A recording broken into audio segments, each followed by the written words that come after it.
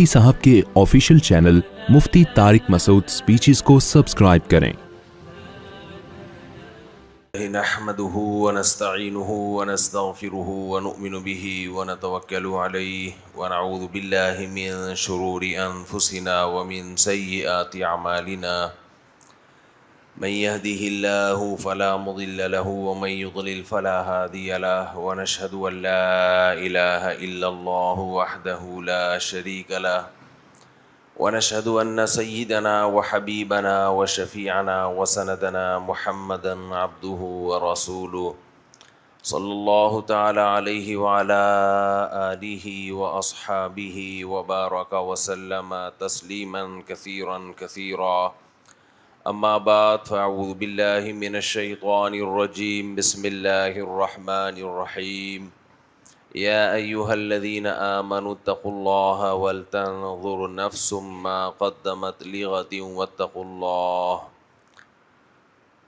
وقال النبي صلى الله عليه وسلم الكيس من دان نفسه وعمل لما بعد الموت وقال النبي صلى الله عليه وسلم من كانت الآخرة جعل الله غناه في قلبه وجمع له شمله وآتته الدنيا وهي راغمة ومن كانت الدنيا همه جعل الله فقره بين عينيه وفرق عليه شمله ولم يأته من الدنيا إلا ما قدر له۔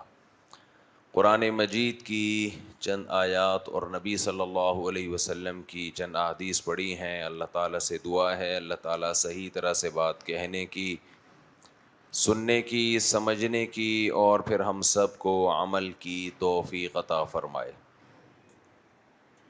کیا ہو گیا بھائی، شور کیوں ہو رہا ہے؟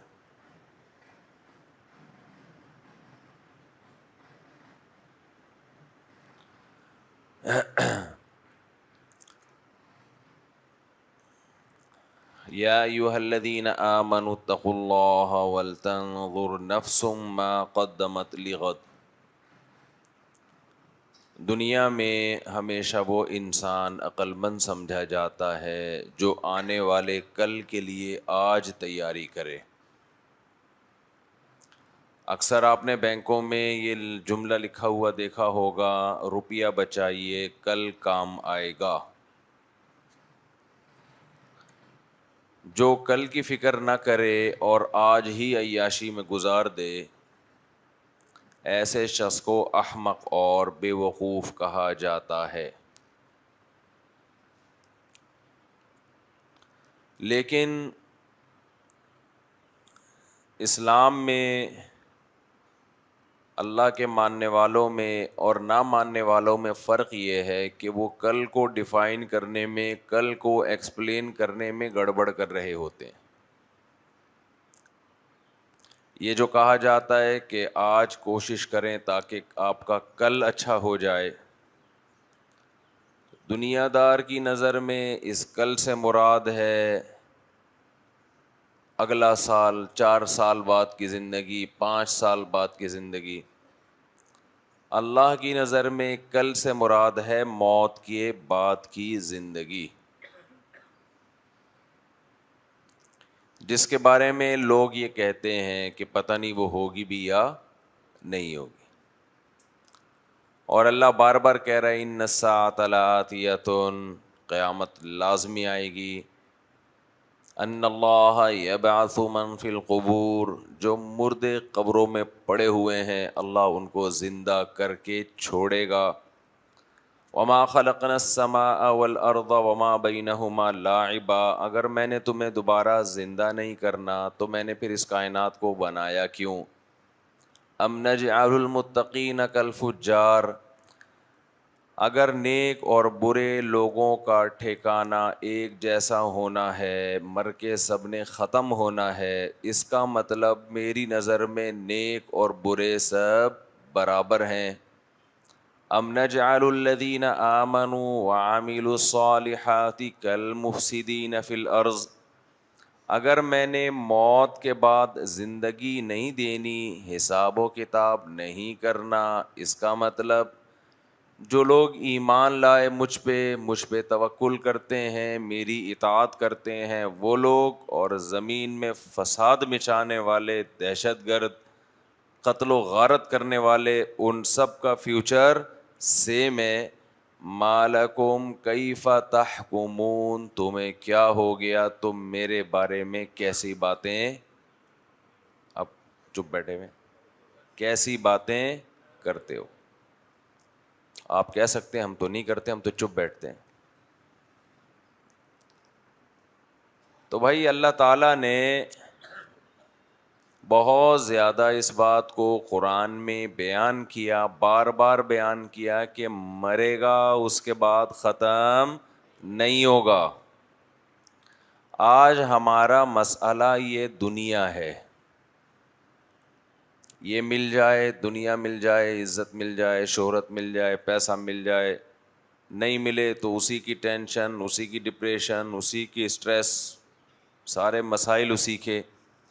موت کے بعد کا سوچنا ہم لوگوں نے چھوڑ دیا ہے، بلکہ جو موت کے بعد کی زندگی کا سوچتا ہے وہ پہلے درجے کا احمق اور بے وقوف سمجھا جاتا ہے۔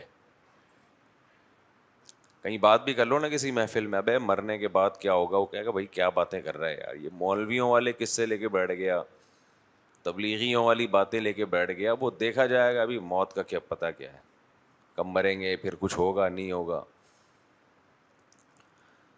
تو میرے بھائی پیغمبر دنیا میں یہی بتانے کے لیے آتے رہے کہ اس خوش فہمی میں مت رہنا کہ ہم مرنے کے بعد ختم، یہ خوش فہمی اپنے دماغوں سے نکال دو۔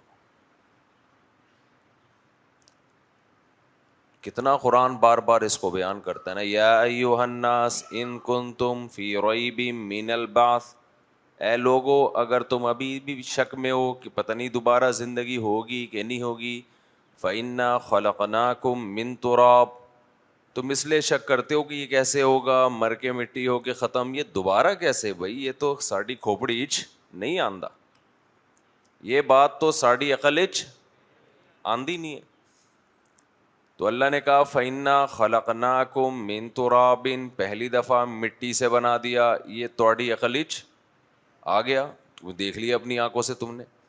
ثم من نطفۃ، پھر اس مٹی کو انسان بنا کے میاں بیوی کا، ماں باپ کا ملاپ کروایا، اور پھر اسے پانی کے قطرے میں تبدیل کر دیا۔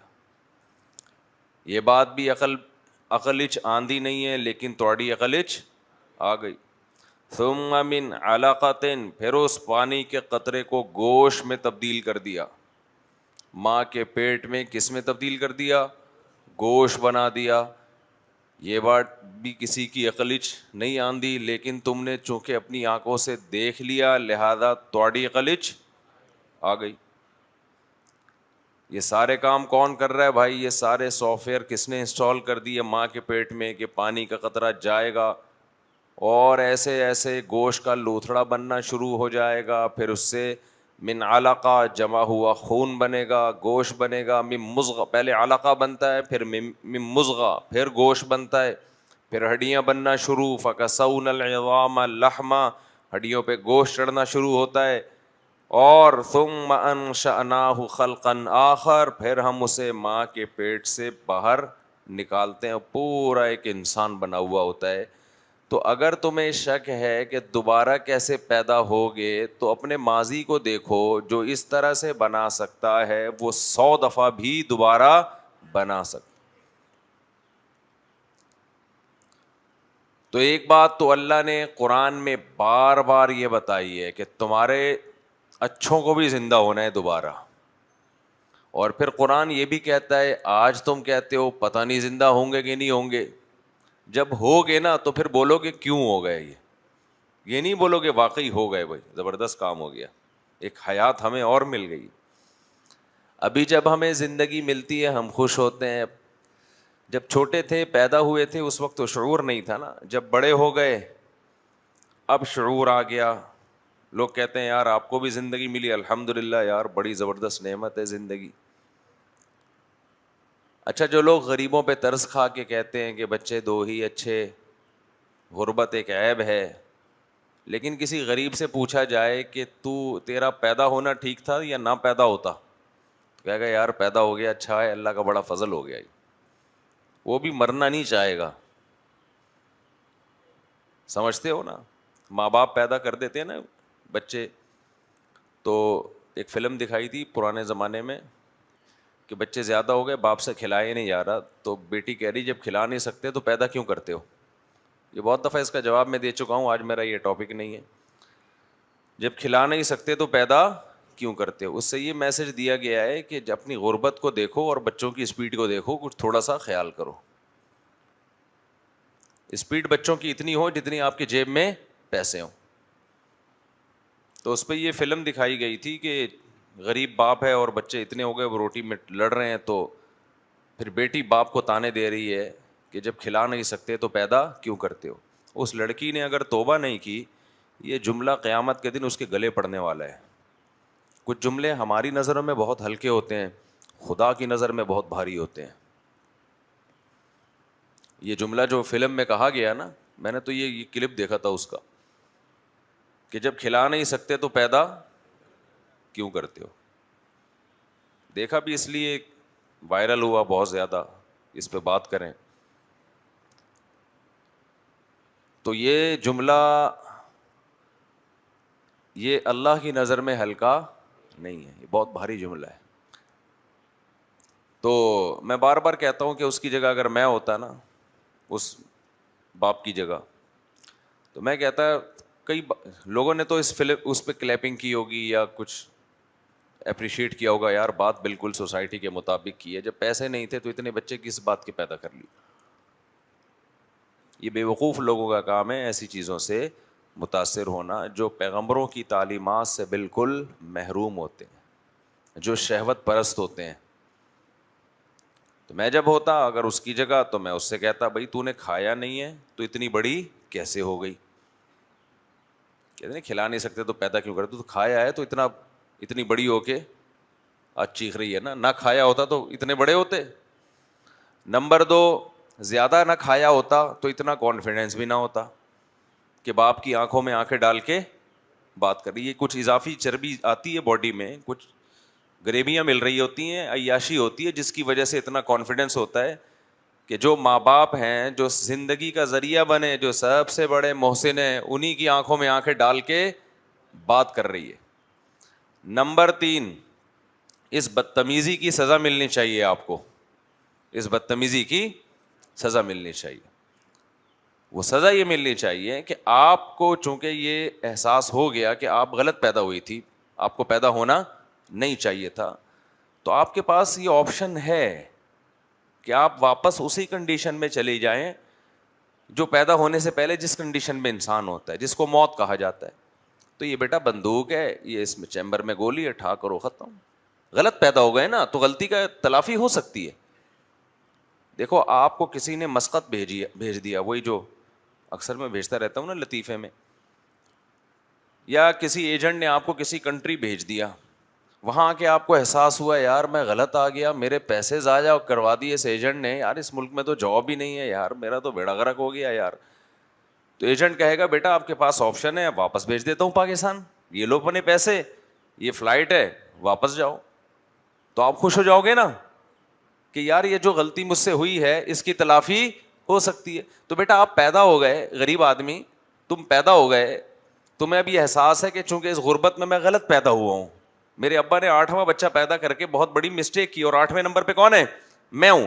تو یہ غلط ہو گیا نا، ٹھا کرو ختم، صحیح ہو جائے گا. یار آپ لوگ کی سمجھ میں نہیں آ رہا تو اس فلم والے کی سمجھ میں کہاں سے آئے گا بھائی. ٹھا کرو ختم، کم بخت مریں گے بھی نہیں. کیوں؟ ان کو زندگی کی نعمت کی قدر ہے. تو یہ ڈائلاگ ہے میرے بھائی. اور یہ تانے جو ہے نا کھلا نہیں سکتے پیدا کیوں کرتے ہو، یہ مالداروں کے ہاں زیادہ ہے، غریبوں کے ہاں کم ہے.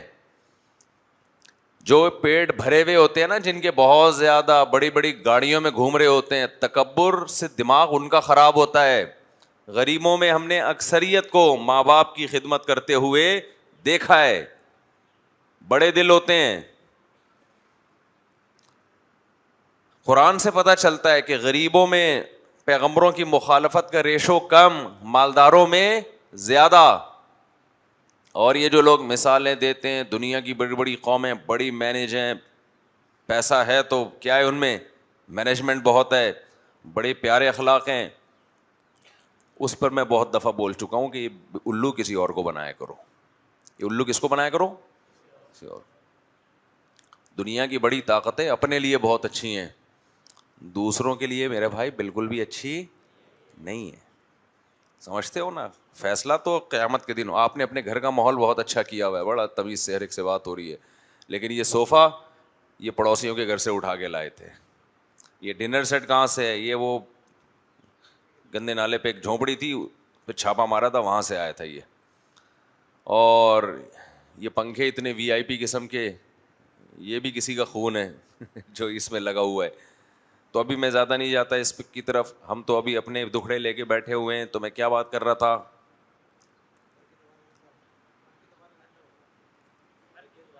ہاں، میں تو اصل بات یہ کر رہا تھا کہ اللہ تعالیٰ قرآن میں بہت سارے دلائل دیتے ہیں کہ جو یہ کر سکتا ہے وہ موت کے بعد زندگی بھی دے سکتا ہے. تو جب آپ میں غربت ہے اور پھر بھی اولادیں ہو گئیں آپ کی، تو اصل چیز ہے تربیت. تربیت یہ نہیں ہے کہ سب کی توندیں بھرو آپ، تربیت یہ ہے کہ ان کو صبر اور شکر کی تلقین کرو. ابو سعید خدری رضی اللہ تعالیٰ عنہ نبی کے پاس آئے نا، سب کچھ ختم ہو گیا تھا غزوہ احد میں، باپ بھی شہید، بھائی بھی شہید، سب ختم. تو غربت بھی تھی نا، مسکنت بھی تھی. تو نبی نے کیا فرمایا؟ من یتصبر یصبرہ اللہ، بیٹا جو صبر مانگتا ہے اللہ سے، اللہ اس کو صبر دیتا ہے. ومن یستغنی یغنیہ اللہ، جو اللہ سے غنا مانگتا ہے کہ اللہ مخلوق کا محتاج نہ بنانا، تیرے سامنے ہاتھ پھیلاؤں گا. حالانکہ انتہائی شدید غربت ہے. جو اللہ کا محتاج بنتا ہے، کسی مخلوق کے سامنے اپنی پریشانی ظاہر نہیں کرتا، یغنیہ اللہ، اللہ اسے بھی لوگوں سے بے پرواہ رکھتا ہے. تو نبی نے تو ان سے نہیں کہا کہ تم اس غربت میں تم پیدا کیوں ہوئے. صحابہ کے دور میں جو غربت تھی نا، ہم آج اس کا تصور نہیں کر سکتے. وہ غریب کو، غربت کے بچے کو غربت کے خوف سے قتل کرتے تھے. قتل کرنا بہت بڑا جرم ہے. وہ کہتے کھلائیں گے کہاں سے؟ ان غریبوں کو قرآن نے کہا نسل بڑھاؤ. کہاں سے کھلائیں گے؟ نحن نرزقکم وإیاہم، تمہیں بھی رزق دیں گے، ان کو بھی دیں گے. میرے بھائی، اللہ کو زبان سے ماننے کا کوئی اعتبار نہیں ہے، عمل سے مانو. آج زبان سے بڑے بڑے دعوے اللہ ہے، پریکٹیکل دنیا میں کہتے ہیں کہ کیلکولیٹر ہے سب کچھ، اسباب ہیں سب کچھ، اللہ غائب ہے. تو جب تک اللہ زندگی میں نہیں آئے گا نا، ٹینشن ختم نہیں ہوگی. ہمارے زبانوں پہ ہے اللہ، عملی زندگی میں نہیں ہے، عمل سے لگتا نہیں ہے. دیکھو دو طرح سے کام ہوتے ہیں، یا تو اسباب سے ہوتے ہیں یا اللہ سے ہوتے ہیں. ایسا ہی ہے نا بھائی، آپ چلو گے تو چل لو گے، رکو گے تو قیامت تک رکے رہو گے. پانی پیو گے تو سیراب ہو جاؤ گے، نہیں پیو گے تو نہیں ہوگے سیراب. تو ان اسباب کو دیکھ کے دنیا پرست آدمی کہتا ہے سب کچھ اسی میں رکھا ہے. مسلمان کیا کہتا ہے؟ کام کرنے والا کون ہے بھائی؟ اللہ ہے. اللہ نے پیاس بجھانے کے لیے پانی رکھا، وہ پانی سے ہماری پیاس بجھاتا ہے، تو یہ اس کی طاقت ہے. لیکن وہ بغیر پانی کے بھی پیاس بجھا سکتا ہے. دوسرا، پانی پیدا کون کرے گا؟ اللہ کرے گا. تو پیاس بجھانے کی اصل طاقت کس کے پاس ہے؟ اللہ کے پاس. پانی پیدا کرنے کی بھی، بغیر پانی کے پیاس بجھانے کی بھی، اور پانی کے اسباب نہ ہو تو بھی پیدا کر سکتا ہے، اور بغیر پانی کے بھی پیاس بجھا سکتا ہے، اور یہ بھی کر سکتا ہے کہ پیاس لگنا ہی نہ دے اگر پانی نہ ہو. سارے اختیارات کس کے پاس ہیں؟ تو ہم اسباب اختیار کریں گے، لیکن ان اسباب میں رکھا کچھ نہیں ہے. یہ سارے پیدا کس نے کیے ہیں؟ اللہ نے پیدا کیے. دیکھو ماں گھر میں کھانا پکاتی ہے، اس کی عادت ہے، بچے کو ناشتے کے لیے آٹا گوندا جائے گا اور وغیرہ وغیرہ جو بھی ہوتا ہے. بچہ دیکھ رہا ہے کہ ہمیشہ میری ماں کھانا بناتی ہے میرے لیے، دوپہر کا کھانا، رات کا کھانا. ایک دن دیکھا اس نے کہ گھر میں آٹا ختم ہو گیا. اب اس کا ماں پر ایمان ہوگا نا، بے ایمان ہوگا تو کیا کہے گا؟ آج 3 ٹائم مجھے کھانا نہیں ملے گا کیونکہ اسٹرائک ہے، دکان بھی بند ہے، یا آٹا ختم ہوا ہے. یا مسئلہ کیا ہے کہ جی گیس نہیں آ رہی، آٹا تو ہے گیس نہیں آ رہی. تو آج تو میں گیا اور پتہ نہیں اب گیس کب آئے. اب وہ قحط سے مرنے کے اس کو خیالات آنا شروع. تو ماں ایک تھپڑ لگائے گی کھینچ کے اس کو. وہ کہے گی بھائی یہ تو میں نے تجھے بتایا ہے کیونکہ گھر میں آٹا ہوتا ہے، پانی ہوتا ہے، تو میں اس طریقے سے روٹیاں پکا پکا کے کھلاتی ہوں. جس دن نہیں ہوگا تو ہوٹل سے منگوا لوں گی. تو کہے کہ آج تک آپ نے کبھی ہوٹل سے نہیں منگوایا. بیٹا اس کی ضرورت ہی نہیں پڑی ہے ہوٹل سے منگوانے کی. لیکن کیا تیری ماں تجھے ایسے مرنے دے گی؟ ہے بھائی، اتنی ٹینشن کیوں لے رہا ہے؟ نہیں اماں، میں نے تو ہمیشہ یہی دیکھا ہے کہ آٹا گنتا ہے، پھر جناب چولہا جلتا ہے، تو چولہا جلنے کے لیے گیس جب ہے نہیں تو کیسے ہوگا؟ تو ماں کہے گی یہ تیرا ہیڈک نہیں ہے، یہ کس کا ہیڈک ہے؟ وہ تو چونکہ سارے اسباب ہوتے ہیں تو میں اسباب اختیار کرتی ہوں، جب نہیں ہوں گے تو پھر میں کچھ اور سبب اختیار کروں گی. تو ہم نے بھی دیکھا کہ اللہ میاں ہمیں جو کھلاتے ہیں پلاتے ہیں وہ اسباب کے ذریعے، جاب لگتی ہے، تنخواہ آتی ہے، اس سے مختلف چیزیں ہوتی ہیں. تو ہم نے سمجھے کہ شاید اللہ اس کا محتاج ہے ایسا کرنے میں، لہٰذا ہم نے کہا 2 سے زیادہ تیسرا نہیں ہوگا. میری تنخواہ اتنی ہے، تیسرا آ گیا تو اس تنخواہ میں 2 کم بخت نہیں پل رہے، تیسرا کہاں سے پلے گا؟ چوتھا کہاں سے پلے گا؟ پھر گناہ نہیں چھوڑتے کہ یار میرے پاس پیسہ کہاں سے آئے گا؟ اگر میں نے گناہ چھوڑ دیے، جھوٹ بولنا چھوڑ دیا، تو کسٹمر جو میرے پاس آ رہے ہیں اسی جھوٹ کی بیس پہ آ رہے ہیں، تو بھاگ جائیں گے سارے کے سارے. تو اس کا مطلب کیا ہوا کہ آپ اس بچے کی طرح ہو جو آٹا گیس میں الجھ کے رہ گیا ہے، وہ اپنے ماں کے جذبے اور ماں کی طاقت کو نہیں دیکھ رہا. تو آپ بھی یہاں اس اسباب میں الجھ گئے ہو جن اسباب کے ذریعے ہمیں رزق ملتا ہے. یہ نہیں دیکھ رہے کہ مسبب الاسباب کون ہے بھائی؟ وہ تو اللہ ہے، وہ اس کا محتاج تھوڑی ہے. وہ کہے گا میں 20 طریقے میرے پاس، لیکن ہم جو ہے نا ان طریقوں کو نہیں دیکھتے یا اس خدا کو نہیں دیکھتے. اور یہ اللہ کا مسئلہ ہے کہ وہ کون سا طریقہ اختیار کرتا ہے رزق دینے کے لیے. تو توکل مارکیٹ میں بالکل کیا چل رہا ہے؟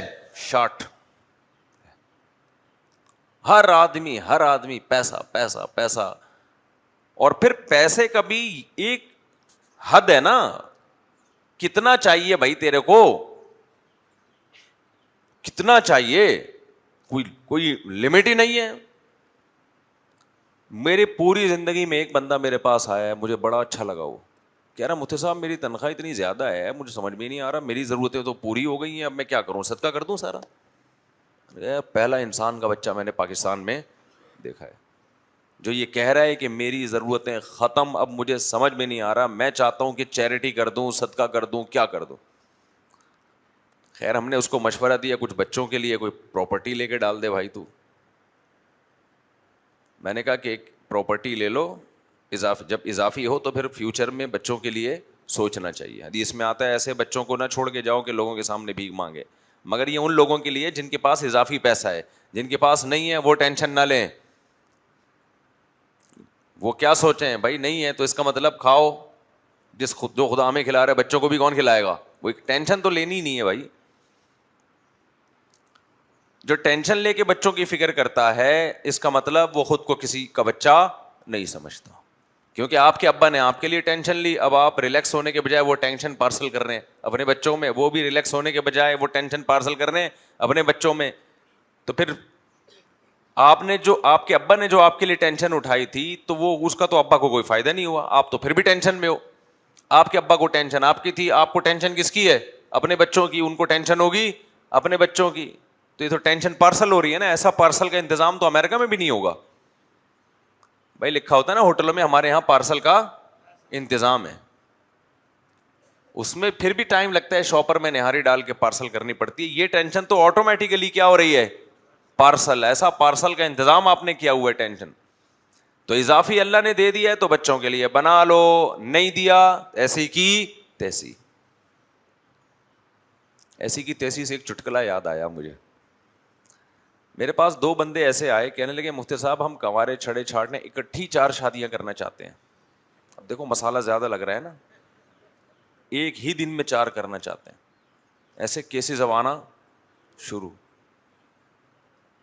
درجہ احسان تک پہنچ رہے ہیں, بہت عظیم انسان بننا چاہ رہے ہیں. مجھ سے بھی آگے نہیں, باپ سے بھی آگے نہیں, اس معاملے میں جو باپ ہے ان کا, اس سے بھی کیا کر رہے ہیں,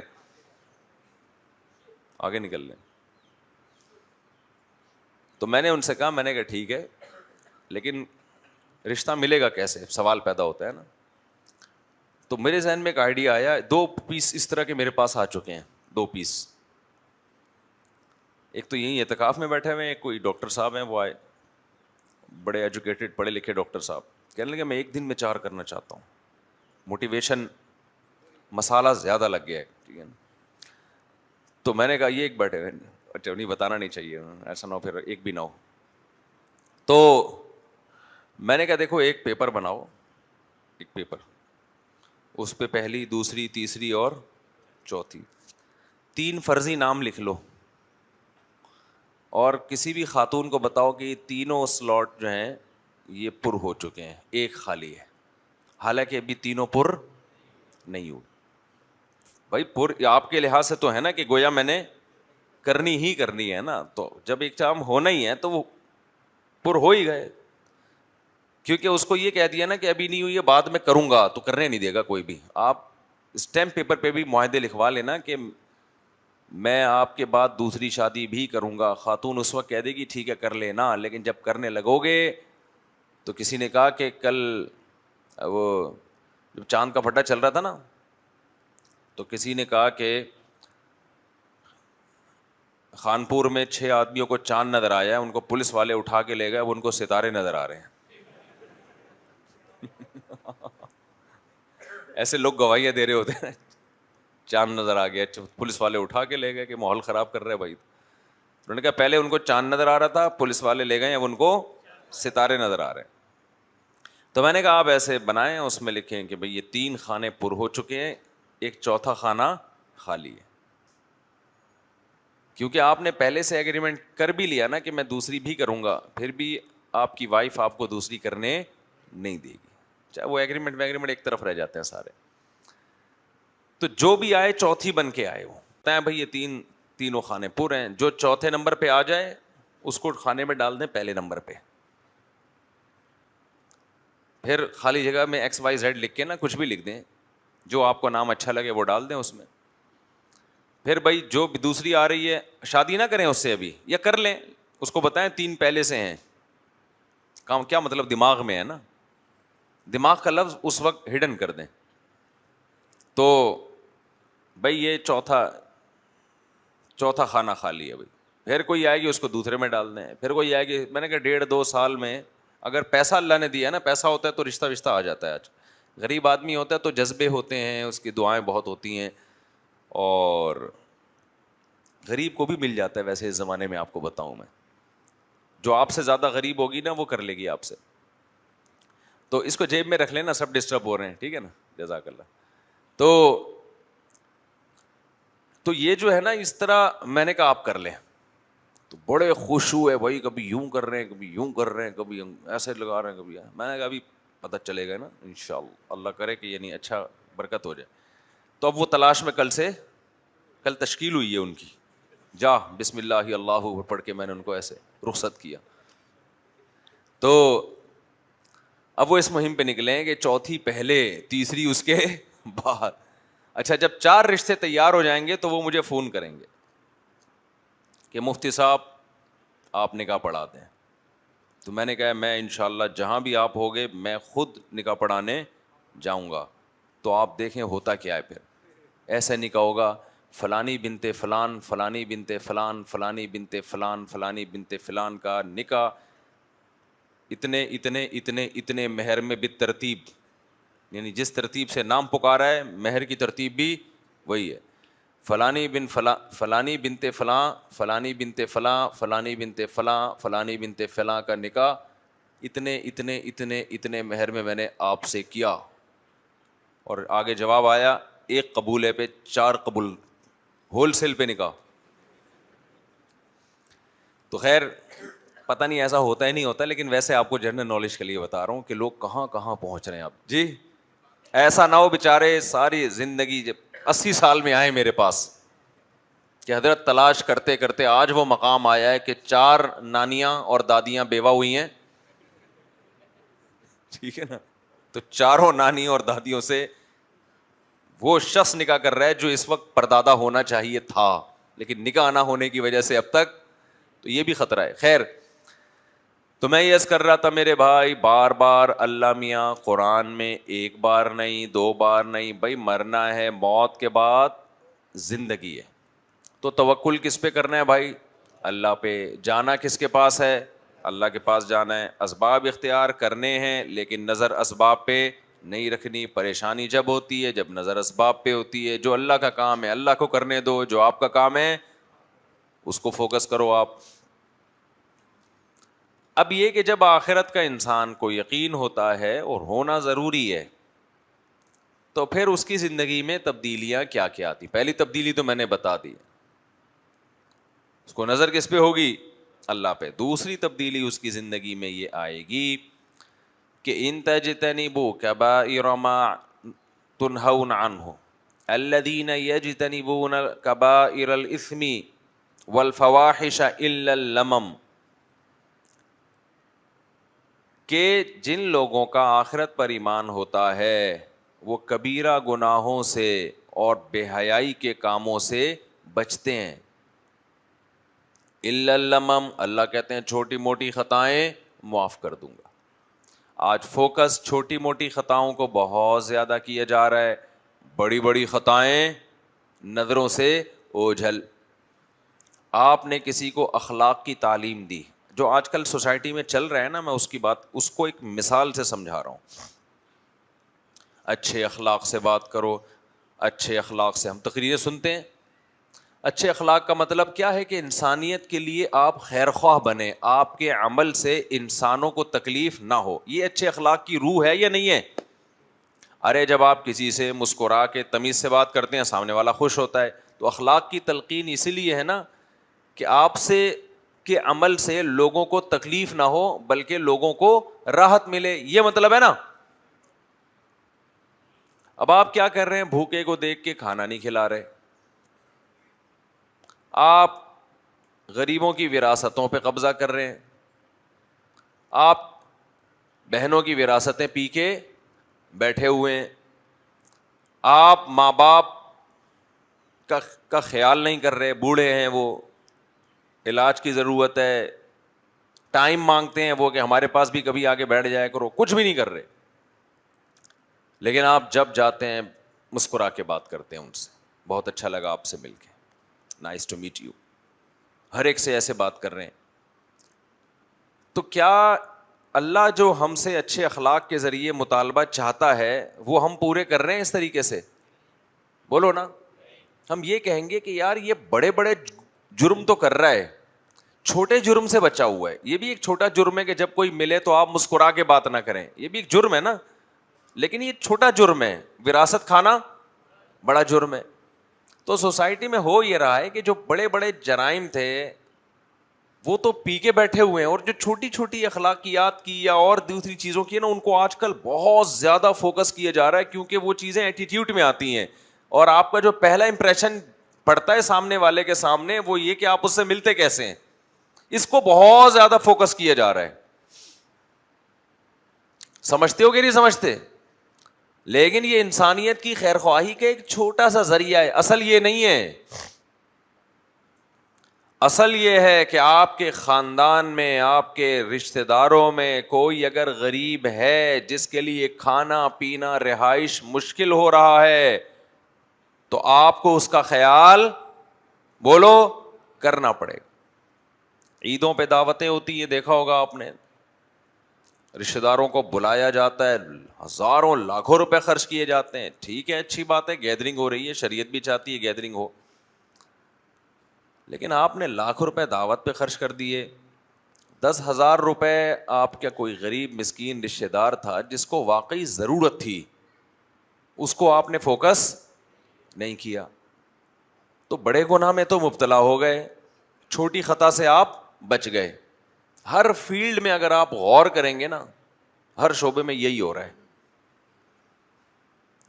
کسی بھی حکم کی روح کو نہیں دیکھا جاتا کہ اسلام نے ہمیں یہ حکم دیا کیوں ہے, اس کی روح کو نہیں دیکھا جاتا, فارمیلٹی کو, کلچر کو فالو کیا جاتا ہے.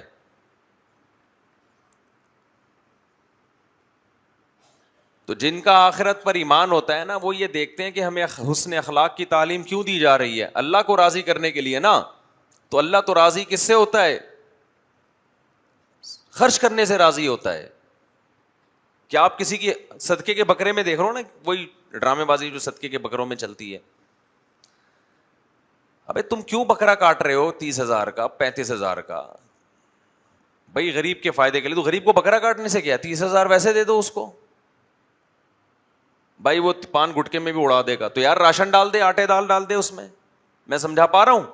بس 30,000 کا راشن ڈال دو بھائی تم. نہیں, بکرا کاٹ کے اپنی ٹھڑک پوری کرنی ہے, غریب کا فائدہ مقصد نہیں ہے. یہ اب کسی پیر نے جاہل نے بتایا ہوا کہ بکرا کٹے گا تو بلائیں ٹلیں گی, ایسا کچھ بھی نہیں ہے. بکرا کٹنے سے کوئی بلائیں نہیں ٹلتی. سمجھتے ہو کہ نہیں سمجھتے؟ بکرا 3 موقع پہ کاٹنا افضل ہے, ایک بقرعید پہ, ایک عقیقے میں, اور ایک حج کے موقع پہ جب دم لازم ہو. اس کے علاوہ نہیں ہے بکرا وکرا یا جانور کاٹنا کوئی عبادت بولو نہیں ہے. پہلے لوگ بکرا کاٹ کے اس لیے کاٹتے تھے غریبوں کو کھلا دیں گے, تو اور کوئی آپشن نہیں تھا. اب تو 20 قسم کے آپشن ہیں, سب سے پہلے پیسے دے دو اس کو. لیکن زیادہ خرچہ کر لیں گے, جو روح ہے نا صدقے کی, اس سے محروم ہو جائیں گے. سمجھتے ہو کہ نہیں سمجھتے؟ رسومات میں الجھایا ہوا ہے اپنے آپ کو. تو یہی تکلفات ہیں, اس سے مسکرا کے مل لی, اس سے مسکرا کے مل لی, اس سے مسکرا کے مل لی. آج میں ابا سے ملا ہوں تو ٹھیک ہے بھائی, ایسا نہ ہو ایک چھوٹی سی نیکی مسکرا کے ملنا وہ بھی چھوڑ دیں. لیکن اصل یہ ہے کہ آپ اگلے کے لیے کر کیا رہے ہیں. آج لوگ ظاہری اخلاق کو دیکھتے ہیں, یہ نہیں دیکھتے کہ حقیقت. مثال کے طور پر کسی کو دیکھ لیا لوگوں نے چیخ رہا ہے, اس کی ویڈیو وائرل ہو جائے گی, بدتمیز آدمی ہے, چاہے وہ ہزاروں کو کھانا کھلا رہا ہو چھپ کے. اور ایک آدمی غریبوں کے منہ سے نوالا چھین رہا ہے لیکن بچوں کو اٹھا کے ویڈیو میں پیار کر رہا ہے, غریبوں کے بچوں پہ ہاتھ رکھ رہا ہے. یار یہ ہے انسانیت کے کیا ہے؟ حالانکہ بہن کی وراثت کھا کے بیٹھا ہوا ہے. یہ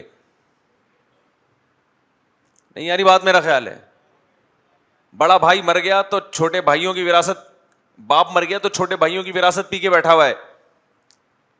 تو میرے بھائی یہ دنیا میں کسی کو کے اخلاق کو ناپنے کے طریقے اور ہیں, اللہ کے ہاں بولو وہ الگ ہیں. ہم نے پبلک کو نہیں دیکھنا, کس کو دیکھنا ہے ہم نے. میں ایک دفعہ ایئرپورٹ پہ تھا نا, تو کچھ بچے آئے ملنے کے لیے. اب میں امیگریشن میں نا لائن میں کھڑا ہوا ہوں, تو میں نے ایسے ایسے مل لیا نا ان سے. ماشاء اللہ مجھے تو بچوں سے ویسے ہی بڑی ایک محبت سی ہے. اچھا میری ویڈیو بھی بن رہی تھی تو میں مل لیا جیسے نارمل ملتا ہوں. کسی نے کہا کہ بھائی جو مشہور لوگ ہوتے ہیں نا وہ بہت تمیز سے ملتے ہیں بچوں سے, دوبارہ سے یہ عمل ہونا چاہیے. کیمرہ لاؤ بھائی دوبارہ. میں نے کہا یہ کیا ہو رہا ہے بھائی؟ پھر پتہ چلا جی ایسا ہی ہوتا ہے بڑے مشہور لوگوں میں. وہ ایسے نہیں, کیونکہ کیمرہ آن ہے تو بہت ہی زیادہ تمیز سے بچوں سے ملیں گے. ہر ایک بچے کو پیار بھی کرنا ہے, پیسے بھی دینے. جیسے کیمرہ بند ہوا پیسے واپس, چل بے نکل یہاں سے. اب وہ نہیں پتا کیمرہ بند ہوا پیسے واپس, لیکن یہ کہ لگتا ہے صحیح ہے کہ یار یہ سب دنیا ڈرامہ چل رہا ہے. بھائی کیا چل رہا ہے مارکیٹ میں؟ ڈرامہ چل. تمہیں بچوں سے محبت ہے تو تمہارے 2 کیوں ہیں؟ اپنے بچوں سے نفرت ہے, دوسروں کے بچوں کو کیمرے کے سامنے گلے لگا لگا کے پیار کر رہے ہو. یار اس کی تو منافقت ہے نا. یہ تو سب سے زیادہ تو انسان کو اپنے بچوں سے محبت ہوتی ہے, تو وہ ہے نہیں. تو خیر میں کسی کی نیت پہ شک نہیں کر رہا. بہت سے کیمرے کے سامنے بچوں کو پیار کر رہے ہوتے ہیں تو واقعی وہ بچوں سے پیار بھی کر رہے ہوتے ہیں. یہ نہیں ہے کہ کوئی کیمرے کے سامنے کوئی اچھے اخلاق کا مظاہرہ کر رہا ہے تو آپ اس کی نیت پہ شبہ کرنا شروع کر دیں. لیکن یہاں کی دنیا کچھ اور ہے میرے بھائی, اللہ کے ہاں معیارات کچھ اور ہیں. یہاں ڈرامے چلتے ہیں, اور جب سے یہ کیمرے آئے ہیں نا یہاں تو ڈراموں کا ایک نیا بہترین سلسلہ کیا ہو گیا ہے. میں نے ایسے بھی لوگ دیکھے, میں جا رہا ہوں کہیں, اچانک بھاگتے ہوئے آئے, نہ سلام نہ دعا, مسکرائیے, سیلفی لی, چل گئی. ابے بندہ پوچھتا ہے مفتی صاحب خیریت سے, کہ بس وہ اپنا ایک تھا کہ بھائی ہم نے کسی مشہور آدمی کے ساتھ تو آئے, ٹھک اس کے بعد ایسے جیسے پہچانتے ہی نہیں. تو زیادہ تر ایسے نہیں ہوتے, لیکن یہ الگ ہی دنیا ہے بھائی. وہ تو شکر ہے تھپڑ مار کے سیلفی نہیں لی اس نے. مفتی صاحب منہ ادھر کر, جیسے ہم بچپن میں جاتے تھے نا نائی کے پاس, تو کبھی ادھر کو منہ گھما رہا ہے کبھی ادھر کو گھما رہا ہے, وہ ہم سے پوچھ کے تھوڑی ہمارے کھوپڑی کو گھماتا تھا. تو جدھر چاہے مفتی صاحب کی کھوپڑی گھمائی, سیلفی لی, چلو بھائی. اور یہ سیلفی جب بھی کوئی لیا کرے نا, جلدی سے بٹن دبا دیا کرے, سانس روک کے کھڑا ہونا پڑتا ہے. بہت دفعہ ایسے ہوا ہے, جلدی دبا یار, تیری وجہ سے یہ بتی سی کھول کے بیٹھے ہوئے ہم یہاں پہ, ورنہ ہمارا موڈ اس وقت اچھا نہیں ہے. آپ کی وجہ سے مسکرا رہے ہیں تو بٹن تو دباؤ جلدی سے. وہ سمجھتے ہیں کہ شاید پورے دن میں پہلی سیلفی ہے یہ, بہت خشوع و خضوع کے ساتھ ہے. تو سیلفی اگر لینی بھی ہو نا, ٹھک دبائیں, نکلیں بھائی, ایک یادگار ہے, ٹھیک ہے آپ کی محبت ہے, اللہ تعالیٰ قبول فرمائے, لیکن اگلے نے سانس روکا ہوا ہے. تو خیر, میں یہ عرض کر رہا تھا کہ جب اللہ کی رضا کے لیے کوئی کام کیا جاتا ہے تو اس کام کی روح کو فوکس کیا جاتا ہے. ہم ان اچھے اخلاق رکھنے کا حکم ہے انسانیت کے بھلے کے لیے, تو جس کام میں انسانیت کا بھلا زیادہ ہوگا اس کام کو ہمیں فوکس کرنا ہوگا. سمجھتے ہو کہ نہیں سمجھتے ہو؟ اور یاد رکھو, میڈیا کی دنیا میں نہ کسی کے رونے دھونے کا اعتبار ہے. کیمرے کے سامنے نہ کسی کو روتا ہوا دیکھ کے متاثر ہوا کرو کہ میں اتنا مر رہا ہوں اور وغیرہ وغیرہ. زیادہ ڈیٹیل میں نہیں آتا. آج کل منجن بہت بک رہے ہیں. آج کل کوئی کس کی محبت میں رو رہا ہے, کوئی کس کے غم میں رو رہا ہے. وہ میں نے دعا کرائی نا ختم قرآن پہ, تو تھوڑا سا رونا آ گیا مجھے, تو پبلک کو بھی رونا آ گیا. تو میرا چھوٹا بچہ بیان میں بیٹھا ہوا, گھر جا کے کہہ رہا ہے, اس سے بچوں نے پوچھا تم روئے؟ کہہ رہے ہیں مجھے بھی تھوڑا سا غم ہوا تھا, باقی لوگوں کو زیادہ غم ہو رہا تھا, تھوڑا سا غم مجھے بھی ہو رہا تھا. اس کو رونا تو نہیں آ رہا تھا, اس کو غم ہو رہا تھا کہ یہ ہو کیا رہا ہے. بچوں کی بھی تبصرے عجیب سے ہی ہوتے ہیں یار. تو خیر, نہ میرے بھائی کسی کے رونے کا اعتبار, نہ کسی کے ہنسنے کا. میں نہیں کہہ رہا نیتوں پہ شبہ شروع کر دیں لوگوں کی. اصل کیا ہے, کنیکشن کس سے بحال کرنا ہے میرے بھائی؟ اللہ سے. تو اللہ کو جو سامنے رکھ کے زندگی گزارتا ہے اس کی زندگی کے اصول کچھ اور ہوتے ہیں. جس کی ڈکشنری میں اللہ نہیں ہے, مخلوق ہے, اس کے اصول چھوڑو. تو کیمرے کے سامنے تو بچوں کو پیار بھی کرے گا, کیمرے کے سامنے غریبوں پہ روئے گا بھی, کیمرے کے سامنے غریبوں پہ ایسی ایسی ایکٹنگ, کچھ تو گالیاں دے گا کیمرے کے سامنے غریبوں کو. ایسی چیزیں بھی فلمیں بھی مارکیٹ میں آ گئی ہیں جن کا پہلے تصور ہی نہیں تھا. اور کچھ غریبوں کے سامنے جناب روئیں گے بیٹھ کے.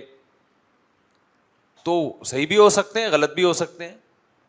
اصل اعتبار اس چیز کا ہے کہ آپ خدا کے سامنے کتنا روتے ہیں اور خدا کے سامنے غربا اور مساکین پہ کتنا ترس کھاتے ہیں, اور اپنی جیب سے کتنا روکھڑا نکالتے ہیں اپنے پیسوں کا.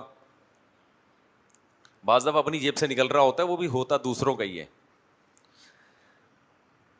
تو تجتنبوا کبائر ما تنہون عنہ, قرآن کہہ رہا ہے کبیرہ گناہوں سے اجتناب کرو. تو عزم کریں کوئی کبیرہ گناہ اپنی زندگی میں نہیں چھوڑیں گے. معذرت کے ساتھ داڑھی کٹانا بھی صغیرہ نہیں ہے, بلکہ کیا ہے, تغییر خلق اللہ ہے میرے بھائی. ہمت کر کے رکھ لو یار, مرنا ہے نا, رہنا تھوڑی ہے. ہمارے ایک دوست تھے نوجوان, انہوں نے داڑھی رکھ لی, تو کسی نے کہا کہ یار تو نے ابھی تم نے زندہ رہنا ہے یار, تو نے ابھی تو جوان ہے. اس نے کہا رہنا ہوتا تو جیسے ہم چاہے زندگی گزارتے, ہم تو مرنا ہے نا. مائیکل جیکسن نے کتنی کوشش کی تھی ہینڈسم اسمارٹ بننے کی, ٹھیک ہے نہیں. دیکھو یہ جو ہینڈسم اسمارٹ بننے کا شوق ہے نا, یہ بھی شریعت کی لمٹ میں ہو تو انسان کو تسلی ہو جائے گی. اگر آپ شرعی حدود کو کراس کرو گے نا تو اس کی بھی کوئی انتہا نہیں ہے پھر. سمجھ میں آ رہی ہے بات؟ بھائی لڑکیوں کو بیوٹی کا شوق ہوتا ہے, لڑکوں کو ہینڈسم بننے کا شوق ہوتا ہے نا. اگر یہ شرعی حدود کے اندر نہیں ہے تو پھر اس شوق کی کوئی انتہا نہیں ہے. مائیکل جیکسن نے داڑھی نہیں رکھی کہ میں خوبصورت نظر آؤں گا, پھر اس کو خیال ہے کہ یار خوبصورت تو اور بھی لوگ ہوتے ہیں, کچھ لوگ ایسے ہیں جو گورے بھی ہوتے ہیں, داڑھی بھی نہیں ہے گورے بھی ہیں, وہ زیادہ اچھے لگ رہے ہوتے ہیں. تو مائیکل جیکسن نے کیا کہا, میں کیا ہو جاؤں گا, گورا ہو جاؤں گا. کمبخت نے پوری اسکن ہی چینج کروا دی اپنی. پھر اس نے بولا کہ نہیں یار, کچھ لوگ ایسے ہوتے ہیں جن کی آنکھوں میں بڑی اٹریکشن, بڑی بڑی پلکیں ہوتی ہیں, پلکیں چینج کروا دیں, لیکن اس کی ٹھڑک پوری بولو نہیں. پھر اس نے کہا کچھ ایسے ہوتے ہیں کہ جو ہے وہ بالکل لیڈی ہوتے آدمی ہیں, لیکن نور کی کرنیں ایسی نکلتی ہیں جیسے لڑکی, کوئی خاتون ہے, کوئی بڑی خوبصورت سی, پتہ نہیں کیا اسکن پہ کروا کے نا بیچ کا سا بن گیا تھا بیچارہ, پتہ ہی نہیں چل رہا تھا کہ ہی ہے کہ بھائی تو شی ہے, کیا ہے تو. لوگوں کو اچھا لگ رہا تھا, لیکن کسی انسان کے بچے کو میرا خیال ہے کوئی کہیں بھی اس میں کوئی اٹریکشن ختم. تو کرتے کرتے اسی بیماری میں ہی مر گیا بیچارہ 50 سال. ابے بھائی تو جس ڈیزائن کا خدا نے تجھے پیدا کیا تھا تو اسی کا رہتا یار, کیا تھا اس میں یار, اتنا بلیک تو نہیں تھا کہ اندھیرے میں نظر ہی نہ آئے تو. تھوڑا سا تو بچپن کی دیکھ لینا اس کی تصویر, تو صحیح تھا. لیکن یہ ٹھڑک جو ہے نا, جب بھی خدا کی تعلیمات سے انسان آگے نکلے گا تو اس کی بریکیں فیل. خواتین کو دیکھ لو, بیوٹی میں ایک اسلام نے پابندیاں لگائی ہیں, تو مسلمان خاتون اس باؤنڈری کو کراس نہیں کرتی, اس کو سکون آ جاتا ہے, بھائی اتنی خوبصورت ہوں, بس اس سے زیادہ نہیں ہو سکتی میں. لیکن جب خدا کی حدود کو کراس کیا تو پہلے خواتین نے آئی بروز بنانا شروع کی, حالانکہ وہ آئی بروز جو بنی ہوئی ہیں وہ بری لگتی ہیں. کوئی سلیم الفطرہ انسان اس کو پسند صاف پتہ چل رہا ہوتا ہے. پھر کیا ہوا کہ اس سے بات پوری نہیں ہوئی تو ناخن بڑھانا شروع کر دیے چڑیلوں کی طرح, کھانے میں ٹینشن, یہی ہوتا ہے نا. حالانکہ وہ ناخن بڑھے ہوئے برے لگ رہے ہیں خدا کی قسم, لیکن ان کو اچھے لگ رہے ہیں, اچھے ان کو بھی نہیں لگ رہے, لیکن یار کہ بھائی ناخن تو سب کے کٹے ہوئے ہی ہوتے ہیں نا. اب نیل پالش لگانی ہے تو اسپیس تو ہو نا اس میں, تو بڑھانا شروع کر دیے. تو یہ ٹھڑک ہے, یہ ذہنی طور پر اسٹریس کی علامت ہے کہ آپ اسٹریس میں, ڈپریشن میں ہیں. نارمل آدمی کبھی بھی, نہ مرد نہ عورت, کبھی بھی ان چیزوں کی طرف نہیں جاتا, وہ سکون سے بیٹھا رہتا ہے. دیکھو جو زیادہ ٹھڑک رہا ہے نا, یہ سکون یا خوشی میں نہیں ہے, یہ بے سکونی میں ہے. ہم سمجھتے ہیں کہ یہ جو فنکار اداکار لوگ ہیں, گلوکار لوگ ہیں, ایسا ہر وقت یوں یوں ہل رہے ہوتے ہیں تو بڑے سکون میں. او بھائی یہ سکون میں ہوتے, تمیز سے بیٹھے ہوئے ہوتے, یہ سمجھتے ہو. ان کی خواتین کے ناخن کٹے ہوئے ہوتے ہیں, اور ایک اعتدال میں ہوتی ہے ہر چیز. اب جو مذہب کو فالو کرنے والے لوگ ہیں, اچھا مردوں میں ہینڈسم پنے کی انتہا مائیکل جیکسن نے کی تھی, لیکن بیچارہ چلا ہی نہیں, وہ نا ایکسپائر ہی ہو گیا پہلے. تو مردوں میں جو مذہب کو فالو کرتے ہیں, بھائی بس اتنا کافی ہے, داڑھی رکھ لو, چہرے پہ ایک نور آ جائے گا, اللہ کا حکم ہے, اور نہا لیا کرو, بس کافی ہے. اگر خوبصورت ہوگے تو اسی سے بولو لگو گے, نہیں ہوگے تو بھائی کچھ بھی کر لو نا, پتا چلے گا کہ یہ آرٹیفیشل ہے. سمجھتے ہو کہ نہیں سمجھتے ہو؟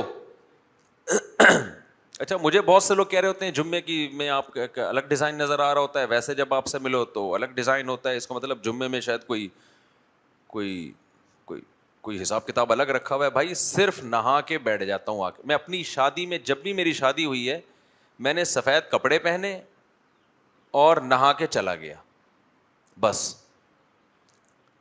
اس سے زیادہ بیوٹی پارلر کا تو ہمارے یہاں تصور نہیں ہے کہ کیا ہوتا ہے. یہ تو ہم نے اب آ کے سنا ہے بڑے ہو کے کہ یار یہ بھی ہو رہا ہے آج کل.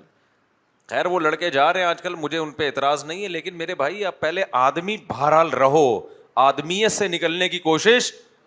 بیوٹی پارلر جا کے اس کو بتاؤ بیٹا میں مرد ہوں, مجھے ایسا تیار نہ کرنا کہ میں کچھ اور چیز بن کے باہر نکلوں, آدمی ہی لگوں میں دیکھنے میں. تو میں نوجوانوں کو کہتا ہوں تم اپنی زندگی میں سکون چاہتے ہو نا, بیوٹی کو فوکس مت کرو. سکون چاہتے ہو, تیار ہونے کے لیے اچھے سے کپڑے پہن لو, نہا لو اچھی طریقے سے. جب بہت زیادہ تیار ہونے کا دل کرے, ڈیٹول سے نہا لو, تیزاب سے نہا لو, بس. اس سے آگے نہیں بڑھو, صرف سے نہا لو. ہم سے تو میرے بھائی شیمپو نہیں لگایا جاتا, مجھے نہیں, میں نے زندگی میں شاید 1 یا 2 دفعہ شیمپو لگایا ہوگا, یا 2-4 دفعہ. کیونکہ بھائی شیمپو یار کیا کرنا ہے, شیمپو لگا کے کیا کرنا ہے, کہ اپنے بالوں کو پھیلانا ہے, کیا کرنا ہے. کیونکہ اس کے لیے پھر الگ سے آپ شیمپو لگائیں. بس صابن ہی لیا, پورے جسم پہ لگایا, نہا کے پتلی گلی سے نکل لی, ختم. حالانکہ ہمارے تو بال بھی ہیں, آدھے انچ بال نہیں ہے, اور شیمپو لگا لگا کے کیا کر رہا ہے, کہ کیا چمک پیدا کر رہا ہے تو اس میں, کیا اس میں بچا کیا ہے. تو چھوڑ دو بھائی, ٹھیک ہے لگائیں, میں شیمپو کے خلاف نہیں ہوں, میں تو اپنی ایک عادت بتا رہا ہوں کہ اس طرح بھی زندگی گزر جاتی ہے بھائی. تو یہ اومن ينشأ فی الحلیہ, جو زینت اور بیوٹی پارلر, یہ سب عورتوں کے پہ سوٹ کرتے ہیں, عورت کے کام ہیں. آدمیوں کا حسن ان چیزوں میں نہیں ہے. آدمی کا حسن تھوڑی ہے ان چیزوں میں یار. آدمی کا حسن اس میں ایکسرسائز کرے, دوڑے, جسم میں ایک مضبوطی ہو, اس کے توندے نہ نکلی ہوئی ہوں, بس اتنی فٹنس کافی ہے. دیکھنے میں آپ تھوڑے سے اس طرح نہ ہو, بلکہ اس طرح ہو تھوڑے سے, بس اتنا کافی ہے. اور نہا لیا کرو کبھی کبھار, کیونکہ بعض میلے ایسے ہیں نہاتے نہیں ہیں, آپ کے گلے مل رہے ہوتے ہیں, سارا وہ جو لگایا ہوتا ہے نا پرفیوم سب بیڑا گرک ہو جاتا. بعض لوگ آ کے نا بات کرتے ہیں تو منہ پہ بالکل بول رہے ہوتے ہیں, سانس منہ میں گھس رہا ہوتا ہے. اب ان کو ایسے کر کے پیچھے کرنا بھی بڑا مشکل ہوتا ہے. پھر میں منہ ادھر کو کر رہا ہوتا ہوں تو وہ ان کو لگتا ہے کہ یہ تکبر ہے, مولوی صاحب میں ہماری طرف دیکھ نہیں رہا. بھائی آپ کسی کے منہ میں جا کے پھونکے کیوں مار رہے ہو جا کے یار, تو غلط بات ہے نا, یہ فاصلہ رکھو تھوڑا سا. ہمارے حضرت کے پاس تو کوئی بھی آتا تھا نا تو حضرت ایسے سامنے سے, وہ کیونکہ وہ ان کی طبیعت میں تو بہت زیادہ نفاست تھی, وہ نہیں بات کرتے تھے. لوگ سمجھتے تھے شاید میں تکبر کی بات نہیں تھی, ان کو تھا کہ بھائی سانس میرے منہ میں کیوں پھینک رہے ہو جا کے نا, گٹکے کھائے ہوئے ہیں, نسوارے ہیں, اور پتہ نہیں کیا کیا. خیر جلدی سے بات کو سمیٹتا ہوں میں. تو میرے بھائی تغیر خلق اللہ کی بات کر رہا تھا میں, کہ داڑھی رکھو, داڑھی کاٹنا کیا ہے, تغیر خلق اللہ ہے. مردانگی انسان میں آنی چاہیے. باقی آج کے نوجوان یہ سمجھتے ہیں کہ لڑکیاں مرتی ہیں بیوٹی پارلر جانے سے. لڑکیاں بیوٹی پارلر جانے سے, عورت کی نیچر نہیں ہے کہ مرد بیوٹی پارلر جائے گا تو اس کو اچھا لگے گا. اللہ نے عورت کی جو طبیعت رکھی ہے اس کا میلان مرد کی طرف ہوتا ہے. تو جتنا مرد ہوگا نا, آدمی پن اس میں جتنا زیادہ ہوگا, عورت اس کی طرف زیادہ مائل ہوگی. تو لڑکے یہ کر رہے ہوتے ہیں لڑکیاں ہم پہ لٹو ہوں گی. اچھا جو لڑکا یہ چاہتا ہے کہ لڑکیاں ہم پہ لٹو ہوں تو اس پہ تو ویسے بھی نہیں ہوتی یہ عورت, کیونکہ اس میں مردانگی نہیں ہے نا. استغنا بڑی نعمت ہے, اپنے آپ کو لڑکیوں کے پیچھے ضائع مت کرو. سمجھتے ہو کہ نہیں سمجھتے؟ وہ عید کی راتوں میں مجھے بتایا لڑکوں نے کہ لڑکے بہت سے صرف اس چکر میں مارکیٹوں میں نکلتے ہیں لڑکیوں کو پھنسانے یا پٹانے کے لیے. یہ کام چھوڑ دو, کوئی حاصل نہیں ہے, ذلت اور رسوائی کے سوا کچھ بھی نہیں ملے گا, اور آپ کی شادی کے بعد کی زندگی کا بیڑا غرق ہوگا. آپ میں اگر کوئی قابلیت ہے نا, صلاحیت ہے, تو خود آپ کے پیچھے رشتے بھاگیں گے. سمجھتے ہو, فرشتے جب بھاگیں گے تو رشتے کیوں نہیں بھاگیں گے آپ کے پیچھے؟ اس چیز میں اپنے آپ کو برباد مت کرو, استغنا پیدا کرو اپنے اندر. کوئی قابلیت آپ کے اندر ہوگی نا تو دیکھو کیسے لوگ آتے ہیں آپ کے پیچھے. قابلیت نہیں ہے تو یہ بھکاریوں کی طرح کبھی حیدری میں گھسا ہوا ہے, کبھی بفر زون میں گھسا ہوا ہے لڑکیاں دیکھنے کے لیے. یہ اپنی اوقات کو خود 2 ٹکے کا نہیں کر رہے یار, تم انسان ہو تم. اور یہ ٹھڑک پھر شادی کے بعد بھی ختم نہیں ہوتی, اس میں پھر بیوی کو پتہ چل جاتا ہے. یہ بھی عورتوں کا جو ٹھرکی ہوتا ہے نا وہ 18 شادیوں کے بعد بھی ٹھرکی ہوگا, یہ ذہن میں رکھنا. اور یہ سب چیزیں شادی کے بعد پکڑی جاتی ہیں. عورت کو پتہ چل جاتا ہے میرا میاں, اس کی آنکھیں ٹھیک نہیں ہے, نظروں کا ٹھیک نہیں ہے, 2 نمبر ہے نظروں کا. اس سے گھریلو لائف بہت بری طرح متاثر ہوتی ہے. تو یہ عزم کرو میرے بھائی, ہمت کر کے داڑھی رکھ لو. میں یہ کہنا چاہ رہا تھا, اس کے لیے میں نے اتنی لمبی بات کی آپ کے سامنے. دوسرا, اچھا جب داڑھی رکھتے ہیں نا تو اس وقت کیا ہوتا ہے کہ اس وقت وقتی طور پر آپ دیکھنے میں اچھے نہیں لگتے. یہ بھی ایک مسئلہ ہے. لوگ کہتے ہیں ابے تو اپنی شکل دیکھ کیسا لگ رہا ہے, ابھی جیل سے قیدی نکل کے آیا ہے, کوئی کیا کہہ رہا ہوتا ہے, اتنے دنوں سے نہایا نہیں ہے. چھوڑ دو اس کو اپنے حال پہ. جب وہ بڑی ہو جائے گی, جب ایک مٹھی سے زیادہ آپ اس کو برابر کرو گے, کاٹو گے, تو انشاءاللہ چہرے پہ جچنے لگے گی. داڑھی میں اللہ نے حسن دیا ہے. اس کی سب سے بڑی علامت یہ ہے کہ بغیر داڑھی کے بہت سے لوگ داڑھی رکھ لیتے ہیں, برے نہیں لگتے, لیکن داڑھی والا اگر داڑھی کاٹ دینا بہت برا لگتا ہے. وہ اس کا مطلب اس میں کوئی خاص حسن تھا نا. اللہ نہ کرے, اللہ نہ کرے میں شیو کر کے آگے بیٹھ جاؤں یہاں پر, اچھا لگوں گا برا لگوں گا؟ برا لگوں گا. کیوں؟ آپ داڑھی میں جو اللہ نے ایک نور رکھا ہے نا, وہ جب شارٹ ہوگا تو احساس ہوگا. سمجھتے ہو کہ نہیں سمجھتے ہو؟ اور اللہ کے حقوق میں سب سے پہلا کام جس کے بارے میں قیامت کے دن سب سے پہلا سوال ہوگا, وہ سوال کیا ہوگا؟ نماز کا. حقوق العباد میں قتل کے مقدمے اللہ سب سے پہلے دیکھے گا. سب سے پہلے سزا کس کو ملے گی؟ قاتلوں کو. اور اللہ کے حقوق میں سب سے پہلے سزا ملے گی بے نمازیوں کو. تو بھائی جب ہم نے مرنا ہے, اللہ کو حساب دینا ہے, تو کیوں نہ ہم نماز قائم کر لیں. آج ہمارے ایک جاننے والے کو میں نے دیکھا فجر میں صف اول میں کھڑا ہوا ہے. مجھے اتنا اچھا لگا, میں نے کہا یار اگر ہمیشہ ایسا ہی ہو جائے کتنا اچھا لگے گا. ہماری نظر میں ان چیزوں کی ویلیو نہیں ہے. نبی صلی اللہ علیہ وسلم نے فرمایا جو نماز میں صف اول میں ہوتے ہیں, جب قیامت کے دن اللہ کا دربار لگے گا, اللہ کا قرب ملے گا, تو وہاں بھی صف اول میں وہی لوگ ہوں گے. اللہ کہے گا جب میں حی علی الصلاۃ کہتا تھا, آؤ نماز کی طرف, تو یہ میری پکار پر لبیک کہتے تھے. لہذا آج پروٹوکول بھی کن کو ملے گا؟ ان کو ملے گا سب سے زیادہ. نماز کو ہلکا مت سمجھو, عمل کو بھی ہلکا مت سمجھو. بعض لوگ آتے ہیں ایسے پیچھے کہیں کونے میں بیٹھ جاتے ہیں تاکہ بھاگنے میں آسانی ہو. بھائی شوق دکھاؤ اللہ کو اپنا, شوق دکھاؤ اللہ کو اپنا. تو نماز کا ضائع کر دینا, سفر ہو یا حضر ہو, یہ صغیرہ گناہ ہے یا کبیرہ گناہ ہے؟ کبیرہ گناہ. زنا کرنا صغیرہ ہے یا کبیرہ ہے؟ کبیرہ گناہ ہے. بد نظری کرنا کبھی کبھار ہو جائے صغیرہ گناہ ہے, لیکن جو بد نظری کرتے ہیں وہ یا تو کرتے ہیں یا نہیں کرتے. لوگ کہتے ہیں نا یار کبھی کبھار ہو جاتا ہے تو صغیرہ, میں کہتا ہوں کبھی کبھار نہیں ہوتا. جو بد نظری کرنے والے ہوتے ہیں ان سے کبھی کبھار وہ ٹھرکی ہوتے ہیں ایک نمبر کے. ان کو تکلیف ہوتی ہے کہ کوئی انٹی گزر گئی اور ہم نے دیکھا نہیں, تو ہماری جنرل نالج ابھی مکمل نہیں ہوئی ہے. وہ نالج کے لیے نا ان کو یہ کام کرنا پڑتا ہے. پھر بھی انسان کبھی خدا نخواستہ ہو گیا تو صغیرہ گناہ, توبہ کرے, نمازوں سے معاف ہوتا ہے. لیکن یہ جرم ایسا ہے جو بار بار کیا جاتا ہے, بار بار. اور صغیرہ گناہ جب کثرت سے کیا جائے تو کیا بن جاتا ہے؟ کبیرہ گناہ. آج کل اچھا نہیں لگتا بولتے ہوئے بار بار. ایک لڑکوں میں عادت ہے اپنی ہاتھ سے اپنی خواہش پوری کرنا, کبھی ہو گیا خدا نخواستہ تو صغیرہ ہے. عادت پڑ گئی ہے تو کیا ہے؟ کبیرہ ہے. اور یہ کبھی جس کو ہوتا ہے تو وہ جو نہیں کرتا وہ کبھی بھی نہیں کرتا, اور جو کرتا ہے وہ کرتا رہتا ہے. تو چھوڑو. تو میں جلدی سے ایک نسخہ بتاتا ہوں کہ جو گناہ کی عادت پڑ گئی ہے, جیسے نماز چھوٹ رہی ہے,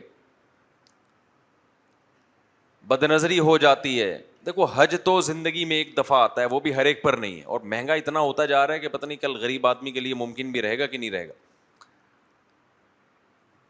تو یعنی مالداروں کے لیے بھی پتہ نہیں ممکن رہے گا کہ نہیں رہے گا, اتنا مہنگا ہوتا جا رہا ہے حج. ہماری کرنسی ڈی ویلیو ہو رہی ہے نا.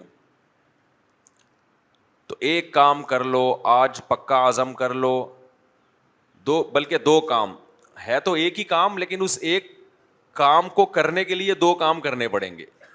وہ ایک کام جو کرنا ہے وہ تو یہ ہے کہ یہ آج سے فیصلہ کر لو کہ زندگی ہم نے کبیرہ گناہوں سے پاک کرنی ہے, ہم ان گناہوں کو لے کے قبر میں نہیں جائیں گے. یہ عزم کر لو. اس عزم کے کو پورا کیسے کرنا ہے؟ سزا رکھو گناہوں پہ اپنے اوپر. بد نظری نہیں چھوٹتی. آپ بولو ایک دفعہ کسی انٹی کو دیکھا, چاہے انٹرنیٹ پہ دیکھا چاہے کہیں بھی دیکھا, ایک دفعہ کوئی بھی گناہ کیا تو میں اتنے پیسے صدقہ کروں گا. سمجھتے ہو کہ نہیں سمجھتے؟ سزا دو میرے بھائی اپنے آپ کو بے لگام مت چھوڑو کہ جیسے جا رہا ہوں جانے دو اپنے آپ کو. نا نا نا نا نا, سزا دو اپنے آپ کو. روزہ رکھ کے سزا دو یا صدقہ کر کے سزا دو یا نفل نماز پڑھ کے سزا دو, اور سزا پہلے سے متعین کر لو, اس وقت متعین نہیں کرو. آپ یہ سزا متعین کرو, آئندہ میں نے کسی عورت کی طرف غلط نظر اٹھا کے دیکھا, ایک ضرورت کی وجہ سے کسی کو دیکھا جاتا ہے, وہ ایک الگ بات ہے. آپ دکان میں مال بیچ رہے ہیں, خاتون آئی ہے, تو وہ تو ایسا نہیں ہو سکتا کہ آپ ادھر ہی دیکھتے رہو. یہ کسی خاتون سے بات کرنی پڑ گئی ہے اور آپ کی نیت میں کوئی فطور نہیں ہے, تو اس میں بھی اللہ سے امید ہے انشاءاللہ گناہ نہیں ملے گا. لیکن ایک ہوتا ہے باقاعدہ میں نیت کرتا ہوں دیکھنے کی کہ ہے کیا سامنے, یہ چل رہا ہے آج کل. عید کی نماز کی اتنی لمبی نیتیں نہیں ہوتی جتنی انٹیوں کو دیکھنے کی ہوتی ہیں. تو غلط ہے میرے بھائی.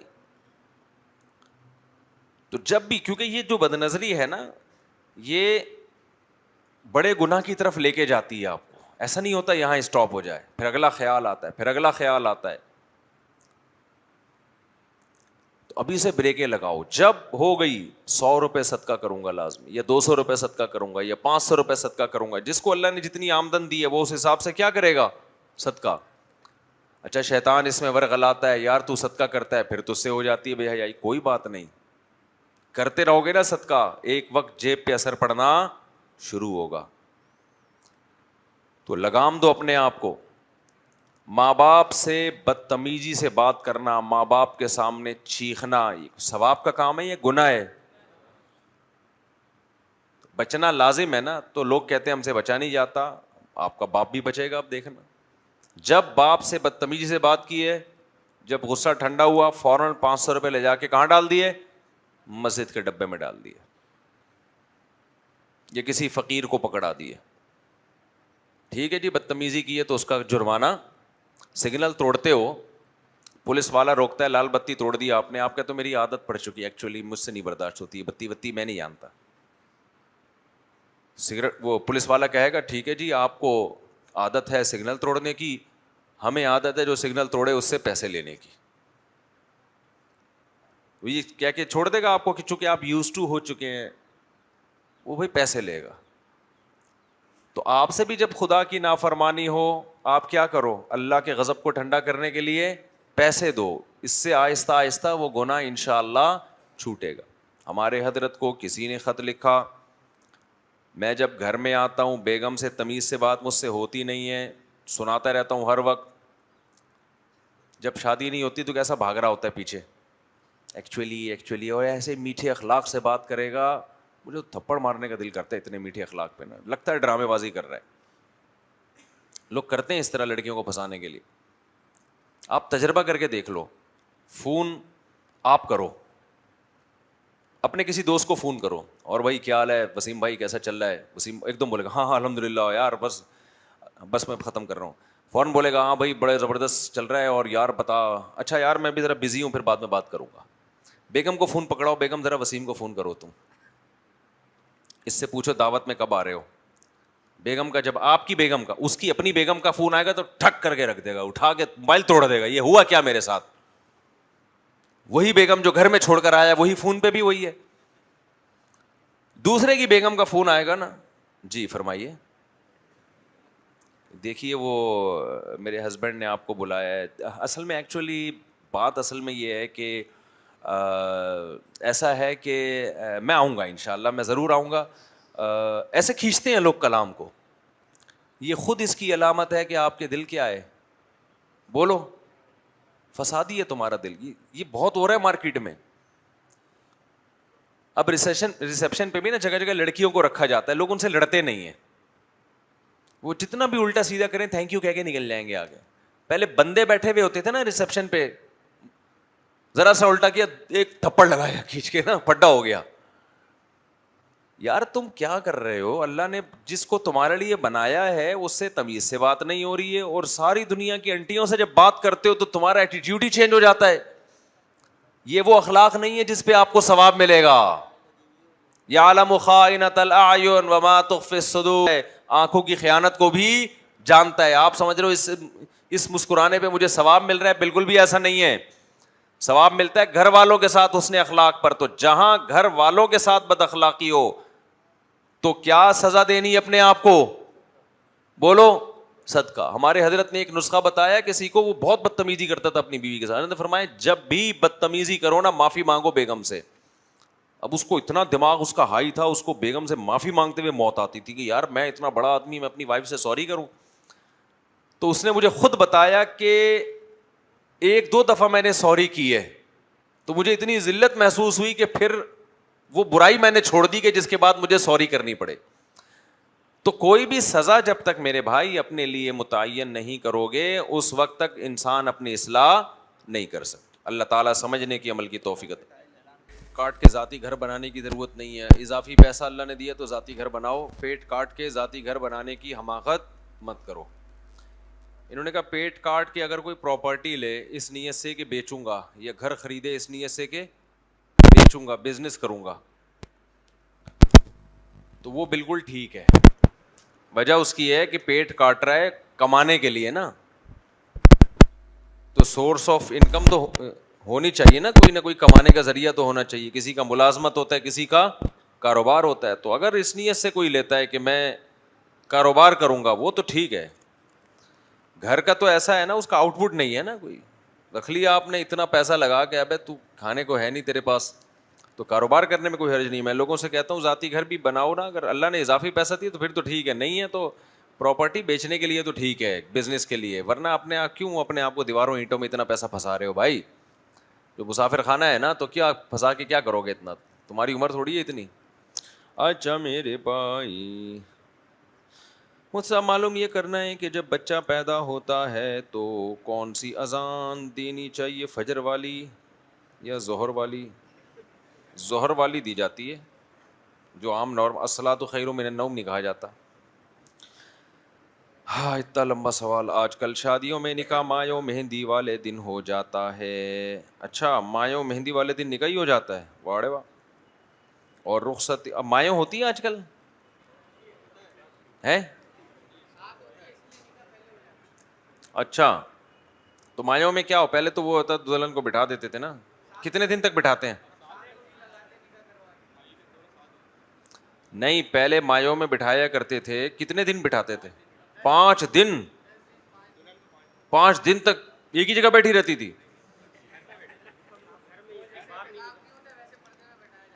اچھا بڑی ہمت تھی دلہن کی یار. لیکن اس کا فائدہ ہوتا تھا نا, پھر گھر جا کے سسرال میں بھی بیٹھی رہتی تھی, ٹک کے بیٹھتی تھی. اس کو بیٹھنا سکھاتے تھے کہ ٹک کے سسرال میں بیٹھ جانا, بھاگنا نہیں.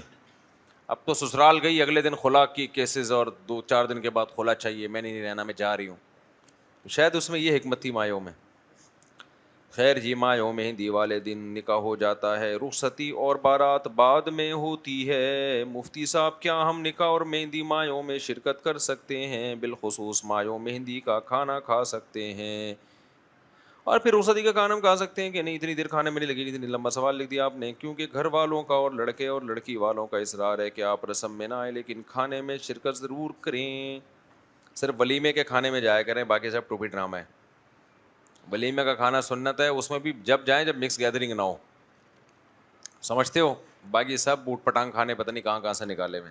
اسلام میں شادی کے موقع پہ صرف ولیمے کا کھانا سنت ہے, اس کے علاوہ سب بنائی ہوئی چیزیں غیر غلط رسومات ہیں, اس کو اپریشیٹ نہیں کرنا چاہیے.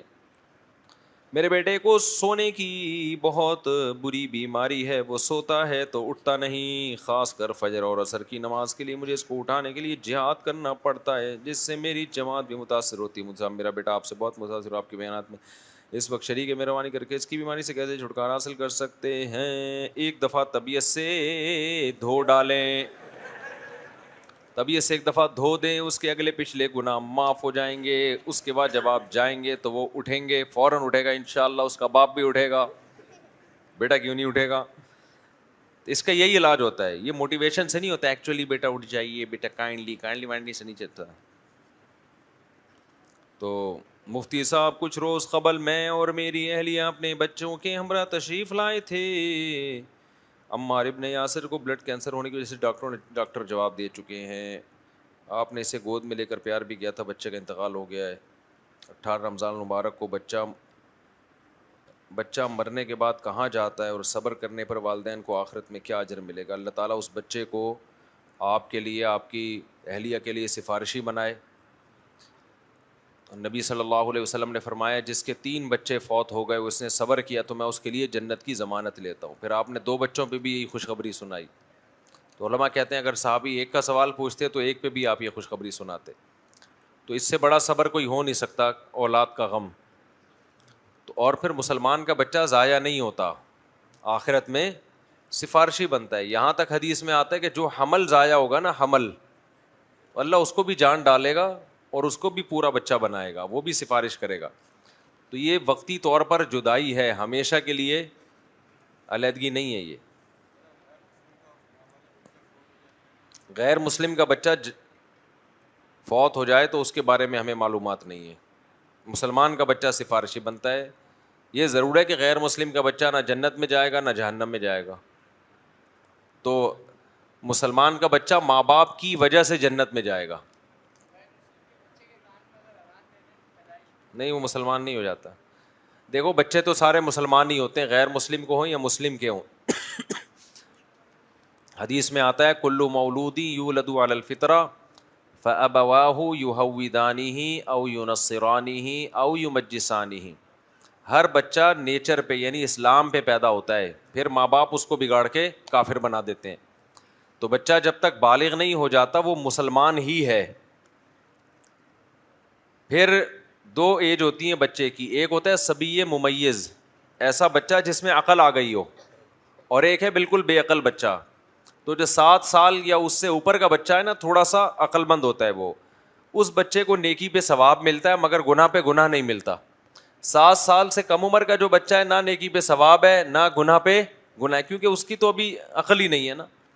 تو جو چھوٹا بچہ ہوتا ہے وہ ہوتا تو شریعت کی نظر میں مسلمان ہی ہے، لیکن اس اسلام پہ اس کو ثواب نہیں ملتا. وجہ اس کی ہے کہ وہ اپنے اختیار سے تھوڑی ہے، لیکن وہ کافر نہیں ہے. کافر نہ ہونے کا مطلب یہ کہ انشاءاللہ وہ جہنم میں نہیں جائے گا. وجہ اس کی ہے کہ اس کا تو کوئی قصور نہیں ہے نا، کہ تو ماں باپ کافر تھے. اب جنت میں جائے گا کہ نہیں جائے گا تو اس میں کوئی ہمارے پاس دلیل نہیں ہے جنت کی بھی. اب سوال پیدا ہوتا ہے بھائی مسلمان کا بچہ کیوں جنت میں جا رہا ہے؟ تو بھائی نیکی تو اس کے پاس بھی نہیں ہے، بچہ ہے، بچے کی نہ نیکی ہوتی ہے نہ برائی. لیکن بعض چیزیں اللہ اپنی رحمت سے غریبی میں کر رہے ہوتے ہیں، تو اس کے ماں باپ کی وجہ سے اللہ اس کو کہاں لے کے جائیں گے؟ جنت میں لے جائیں گے، تاکہ اب ماں باپ کی آنکھوں کی ٹھنڈک بنے، ماں باپ کے لیے سفارشی بنے. تو یہ پروٹوکول اللہ نے مسلمانوں کی اولادوں کو دیا ہے. تو غیر مسلم پر نہ ظلم ہوگا نہ کوئی الگ پروٹوکول ملے گا، لیکن وہ بالغ ہو جائے، اس میں عقل آ جائے، شعور آ جائے، سوچنے سمجھنے کی، سیکھنے کی، پھر بھی کفر پہ قائم رہتا ہے، تو پھر اللہ نے اس کے لیے جہنم کی آگ رکھی. اللہ ہم سب کو محفوظ رکھے. مفتی عامر یونیورسٹی میں کیا لکھا ہے بھائی؟ یونیورسٹی میں مسجد بنی ہوئی ہے جس میں جماعت ہوتی ہے. یار اتنا یا تو صاف رائٹنگ میں لکھا کرو نا، لوگوں کا ٹائم ضائع ہوتا ہے. بہت دفعہ ہم نے خود اپنی بھی جماعت کرائی ہے. مسجد اگر ہے، پراپر امام ہے، پراپر نماز کا ٹائم ہے، تو وہ وہاں بار بار جماعتیں نہ کرائیں. اسلاف میں اس کا معمول نہیں تھا، ایک ہی جماعت ہونی چاہیے. البتہ اگر کلاسوں کے ٹائم ایسے ہیں کہ ایک جماعت پڑھنا ناممکن ہے تو پھر مجبوری ہے، پھر مختلف جماعتیں ہو سکتی ہیں، لیکن یہ طریقہ ٹھیک ہے نہیں. ایک ٹائم ہونا چاہیے، سب کو اسی میں آ کے نماز پڑھنی چاہیے. مفتی صاحب کون سے عقائد رکھنے سے انسان اسلام سے خارج ہو جاتا ہے؟ وہ تمام عقیدوں کی وضاحت کریں. ایک تو شرک سے انسان دین سے خارج ہو جاتا ہے. اچھا آج کل ایک یہ بڑا نعرہ لگایا جا رہا ہے کہ ہم کسی کو کافر نہیں کہتے اور ہم سب کے پیچھے نمازیں پڑھ لیتے ہیں. ایسے لوگوں کو بہت زیادہ براڈ مائنڈڈ سمجھا جاتا ہے کہ فرقہ پرست نہیں ہے. دیکھو فرقہ پرستی اسے کہتے ہیں کہ آپ ایسی تقریریں کریں جس سے فرقوں میں آپس میں نفرتیں پیدا ہوں، اس کو فرقہ پرستی کہتے ہیں. فرقہ پرستی اس کو نہیں کہتے کہ آپ کسی کو کافر کہیں یا اس کے پیچھے نماز پڑھنے کو حرام کہیں، کیونکہ اگر کوئی واقعی کافر ہے، اس کے عقیدے اتنے خراب ہو گئے ہیں تو اس کو کافر کہنا پڑے گا. لوگ کہتے ہیں نا ہم ٹھیکیدار ہیں کہ کسی کو کافر کہنے کے یا مسلمان کہنے کے؟ یہ ہمیں اختیار ہے، ہمیں نہیں ہے، لیکن اللہ کو تو ہے نا. تو اللہ جس کو کافر کہے گا ہمیں بھی کیا کہنا پڑے گا؟ کافر کہنا پڑے گا. تو لوگ کہتے ہیں ہر ایک کے پیچھے ہم نماز پڑھ لیتے ہیں. بھائی کیوں پڑھ لیتے ہو آپ ہر ایک کے پیچھے نماز؟ اگر کوئی عقیدہ کسی کا اتنا خراب ہے کہ وہ مشرک بن چکا ہے تو اس کے پیچھے نماز نہیں ہوگی, چاہے دیوبندی ہو, چاہے بریلوی ہو, چاہے اہل حدیث ہو, کوئی بھی ہو. اگر کوئی کہتا ہے نبی صلی اللہ علیہ وسلم ہر جگہ حاضر ناظر ہیں, مشکل کشاں ہیں, حاجت روا ہیں, اللہ رسول میں فرق ہی اس نے ختم کر دیا, تو وہ تو شرک ہے نا. تو مشرک کے پیچھے نماز نہیں ہوتی. میں نہیں کہہ رہا کہ فلاں مشرک ہے فلاں, مجھے نہیں پتا وہ کون ہے کون نہیں ہے, وہ ہمارا ہیڈک نہیں ہے. ہم تو ایک اصول اور ضابطے کی بات کرتے ہیں کہ جو شخص یہ کہے گا کہ نبی عالم الغیب ہیں اور بغیر کسی تعویل کے وہی کہے گا کہ اللہ کو جتنا علم تھا اللہ نے نبی کو بھی ٹوٹل سارا علم دے دیا ہے, تو یہ تو اللہ اور نبی کا علم برابر کر دیا نا آپ نے. تو ایسے عقیدے والے کے پیچھے نماز نہیں ہوگی. تو براڈ مائنڈیڈ بنو, لیکن اتنا جتنا افورڈ کر سکو قیامت کے دن. اتنا زیادہ براڈ مائنڈیڈ نہ بنو کہ وہ مسئلے خراب ہو جائیں. پہلے یہ باتیں قادیانی کرتے تھے کہ تم لوگ کافر کیوں کہتے ہو, ہمیں اسلام میں تو کافر کہنا منع. کیوں منع نہیں بھائی؟ جو تم ختم نبوت کے منکر ہو یار, اسلام کے بنیادی عقیدے کے, تو بھی کافر نہیں بنو گے کیا؟ تو لا الہ الا اللہ کے مفہوم کا کسی نے انکار کر دیا, شرک کر رہا ہے, قبروں پہ سے دعائیں مانگ رہا ہے, قبروں پہ سجدہ کر رہا ہے جا کے, اور قبروں سے حاجتیں مانگ رہا ہے, تو وہ کیسے مشرک نہیں ہوگا؟ ابے یہ نہیں پوچھا, یہ نام لے کے فرقوں کے یہ کافر نہیں کہا جائے گا, کیونکہ فرقوں میں 20 قسم کے ڈیزائن کے لوگ ہوتے ہیں. ایک ہی فرقے میں کچھ اس نظریے کے ہیں, کچھ دوسرے نظریے کے, کچھ دوسرے نظریے کے, کسی پورے فرقے پہ نہیں فتویٰ لگایا جا سکتا. اچھا میرے بھائی مفتی صاحب سے جب میں بہت تھکا ہوا ہوتا ہوں تو میرا ٹون اس طرح کی ہو جاتی ہے. مفتی صاحب آج میں ملنے کی بہت خواہش رکھتا ہوں, آج آپ کے 5 منٹ عنایت کر دیں. میں آپ کو 5 منٹ آج نہیں دے سکتا, معذرت چاہتا ہوں, بہت تھکا ہوا ہوں, میں یہاں سے بھاگوں گا. ابھی جمعے کے دن نا بہت زیادہ تھکاوٹ ہو جاتی ہے, تو یہ سوالات اور جواب دے کے پتلی گلی سے میں نکلوں گا. ابھی میں کسی سے نہیں مل سکتا, سمجھتے ہو؟ نہیں ملوں گا 2 منٹ, تمہارا باپ بھی نہیں ملوا سکتا تم, کیونکہ آپ کے 2 منٹ, اس کے 4 منٹ, اس کے 6 منٹ, اس کے 3 منٹ, اس کے 2.5 منٹ, اس کے 2.25 منٹ, اس کے 4.5 منٹ ہوتے ہوتے یہ تو اگلا سال آ جائے گا. آپ کو میں نے اس وقت بولا تھا جو بات کہنا ابھی کہہ دو. اچھا جب میں کسی سے ملوں نا چلتے چلتے, وہ کہتے ہیں آپ سے ٹائم چاہیے, میں کہتا ہوں یہ ٹائم ہے ابھی, بول لے جو بولنا ہے تو بول دیا کرو. وہ پھر کہتے ہیں نہیں ایکچولی کر کے ہم نکل جاتے ہیں, پھر وہ دوبارہ وہ نہیں آتا. تو جب موقع ملے نا بات پارسل کر دو, اس وقت میں سن لیتا ہوں,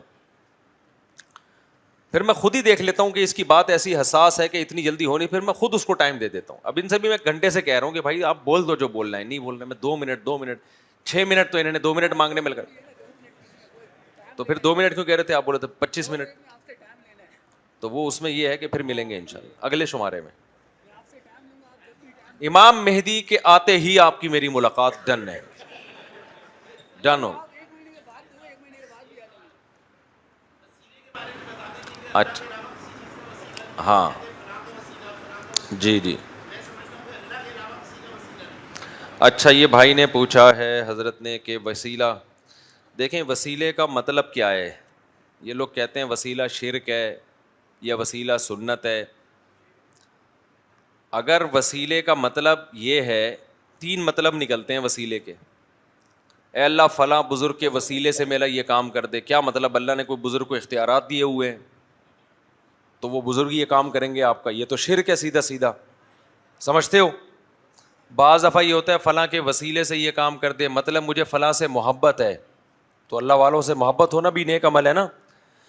تو اللہ اس وسیلے سے میرا یہ کام کر دے, تو یہ محبت بھی اصل میں ایک عمل ہے, تو عمل کا وسیلہ بالاتفاق جائز ہے. تو پھر یہ والا وسیلہ کیا ہوگا؟ جائز ہوگا. تیسری ایک صورت یہ کہ آپ کو پتہ ہی نہیں کہ میں جب وسیلے سے دعا مانگ رہا ہوں تو میری نیت کیا ہے وسیلے کے لفظ میں, تو اس کو نہ کفر کہا جائے گا نہ شرک کہا جائے گا, پرلے درجے کی بے وقوفی کہا جائے گا. کہ آپ کے بے وقوف ہونے میں کوئی شک و شبہ نہیں ہے کہ آپ ایسے الفاظ سے دعا مانگ رہے ہو جس کا مطلب آپ کو خود بھی معلوم نہیں. یہ تو اس کا شرعی مسئلہ میں نے بتا دیا. باقی یہ خوب سمجھ لو, آج کل جو وسیلوں سے دعائیں مانگنے کا رواج ہے, اس کا مطلب دعا مانگنے والے کو بھی معلوم نہیں ہوتا. تو میں کافر اور شرک کا فتویٰ تو نہیں لگا رہا, لیکن حماقت اور بے وقوفی کا فتویٰ بہرحال لگتا ہے کہ تم کیا ایسے مبہم الفاظ سے دعا کیوں مانگ رہے ہو. اور دوسرا اسلاف کا عمل دیکھو نا, اسلاف تو اللہ سے ڈائریکٹ سیدھے سیدھے دعا مانگتے تھے, اللہ میرا یہ کام کر دے, میرا یہ کام کر دے, میرا یہ کام کر دے. اگر آپ وسیلوں کو لاؤ گے نا اہل اللہ کے بزرگوں کے, تو بزرگ تو پھر بہت سارے ہیں دنیا میں, کس کس کا نام لوگے؟ فلاں کے وسیلے سے, فلاں کے وسیلے سے, فلاں کے وسیلے سے, فلاں کے. پھر اس وقت بھی مارکیٹ میں بزرگ بہت ہیں, پھر بہت سے کوئی آپ کو عقیدت ہوگی تو ان کا وسیلہ, تو بھائی سیدھا سیدھا یار تم مانگو اے اللہ میرا یہ کام کر دے, صحیح ہے نا. اور کوئی زندگی میں اچھا کام کیا تو اس کا ریفرنس دے دو. جیسے میں رمضان کے آخر میں اکثر یہ دعا مانگتا ہوں, اے اللہ ہم جیسے نالائقوں نے پورے مہینے کے روزے رکھ لیے, ہم جیسے نالائقوں نے, تو یہ ہمارا ایک ٹوٹا پھوٹا نیک عمل قبول کر لے اور اس عمل کے وسیلے سے ہماری مغفرت کر دے, تو یہ تو جائز ہے نا.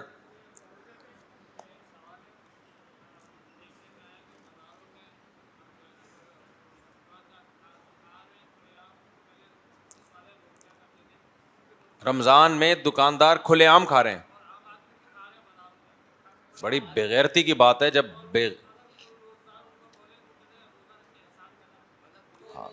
یہ جو لوگ کھلے عام روزہ کھاتے ہیں نا, یاد رکھو ان کے بارے میں ڈر ہے کہ ان کی موت کفر پہ نہ ہو کہیں, کیونکہ جب آدمی اتنی ڈھٹائی کے ساتھ گناہ کرتا ہے نا, اس کا سب سے پہلے دل پہ اثر یہ ہوتا ہے کہ اس کے دل میں اللہ کے حکام کی ویلیو ختم ہو جاتی ہے. ایک چھپ کے گناہ کر رہا ہے, کھلے عام کر رہا ہے, اور کھلے عام کھا بھی رہے ہوتے ہیں. جب ان کو کوئی بولتا ہے کہ تم کیوں کھا رہے ہو, تو الٹا بولنے والے کو نصیحت کرنا شروع کر دیتے ہیں کہ تو کون ہوتا ہے روکنے والا مجھے.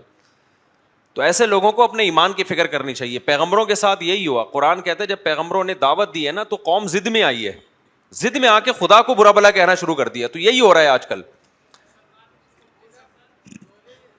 ایک بندہ تو مکمل ہو جائے نا. کھلے عام اگر کھا رہا ہے تو اس کو غیرت تو دلانی چاہیے کہ بے شرم یہ کہہ کے نکل جائے آگے.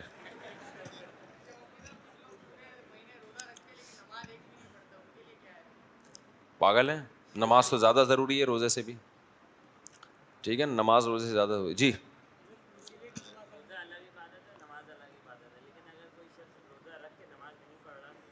روزہ ہو جائے گا.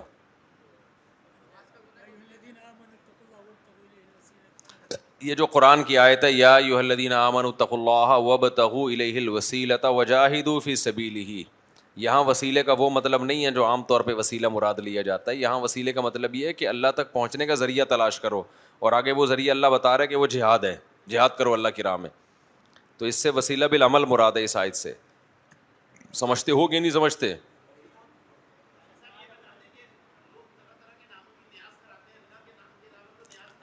ہاں, ناموں کی نیاز ویاز تو ہم نے تو کبھی نہیں کھائی. ہماری دادی اللہ مغفرت فرمائے حضرت مولانا خلیل احمد سہارنپوری رحمۃ اللہ علیہ سے بیعت تھی. تو وہ ہمارا جو خاندان ہے نا دیوبند میں, جو مرکز ہے نا دیوبند کا, سارے باپ دادے دادیاں وادیاں سب کے انہی سے تعلق تھے. تو ہمارے خاندان میں تیجا 40واں آیا ہی نہیں. ہمیں نہیں پتا تھا یہ لوگ تیجے میجے میں کیا کرتے ہیں, تو بعد میں پبلک سے پتا چلا. تو ہماری دادی کو کوئی بلاتا تھا نا 40ویں پہ, تو اگر رشتے داری جوڑنے کے لیے چلی بھی گئی, کھانا نہیں کھاتی تھی وہاں پہ. تو ہم پوچھتے تھے آپ نے کیوں نہیں کھانا کھایا؟ میں کہتے ہیں مردوں کے کھانے ہمارے حلق سے نہیں اترتے. یہ مردوں کے جو کھانے ہیں نا یہ ہمارے حلق سے. تو یہ جو تیجے کے کھانے اور 40ویں کے کھانے, حیرانگی اس پر ہوتی ہے یہ حلق سے اترتے کیسے ہیں یار. اس میں تو مردے کی اسمیل آ رہی ہوتی ہے کہ یار پتہ نہیں اس کے مردے کے نام کی کیا کھلا رہے ہو تم.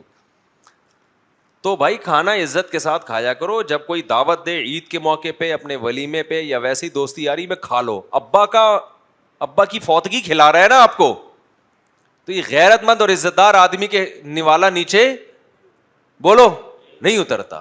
خوشیوں کے کھانے نیچے اترتے ہیں حلق سے. تو بولے یار دوستی یاری میں تو کبھی کھلا دے, ٹھیک ہے عید کے دن کھلا دے, ویسے ہی کھلا دے, چلتے ہیں نہاری کھلا دے, جو بھی کھلا دے کھائیں گے. یہ جو تیرے ابا کا انتقال ہوا میں نہیں کھاؤں گا.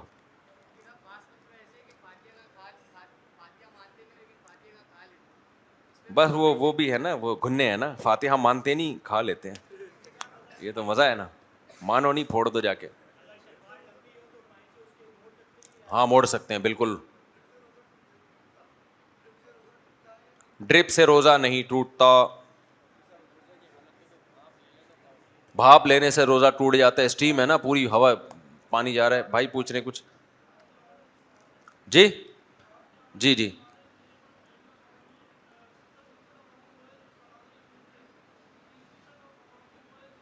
سود کا ہے. نہیں دیکھیں زکوٰۃ کے میں کئی بار مسئلہ بتا چکا ہوں. زکوٰۃ میں یہ نہیں دیکھا جاتا اکاؤنٹ میں کل کیا آیا پرسوں کیا آیا. زکوٰۃ کی اسپیسیفک تاریخ ہوتی ہے, اس تاریخ میں جتنا پیسہ اکاؤنٹ میں پڑا ہوا ہے چاہے کل ہی آیا ہو سب پہ زکوٰۃ نکالنی پڑے گی. ہر پیسے پہ سال گزرنا ضروری نہیں ہے, اس کا تو حساب رکھنا ہی ممکن نہیں ہے.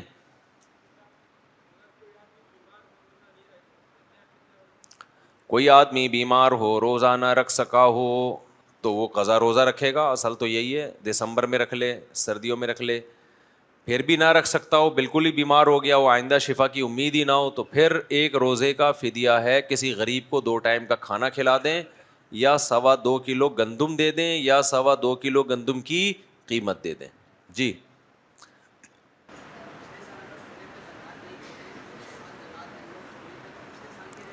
دونوں قول ہیں. یہ پچھلے سال سونے پہ زکوٰۃ نہیں دی تو اس سال جب دیں گے تو اس سال کا ریٹ لگے گا پچھلے سال کا. احتیاط اسی میں ہے کہ اس سال کا ریٹ لگاؤ, اور گنجائش اس کی بھی ہے کہ پچھلے سال کی زکوٰۃ میں پچھلے سال والا ریٹ لگا لو.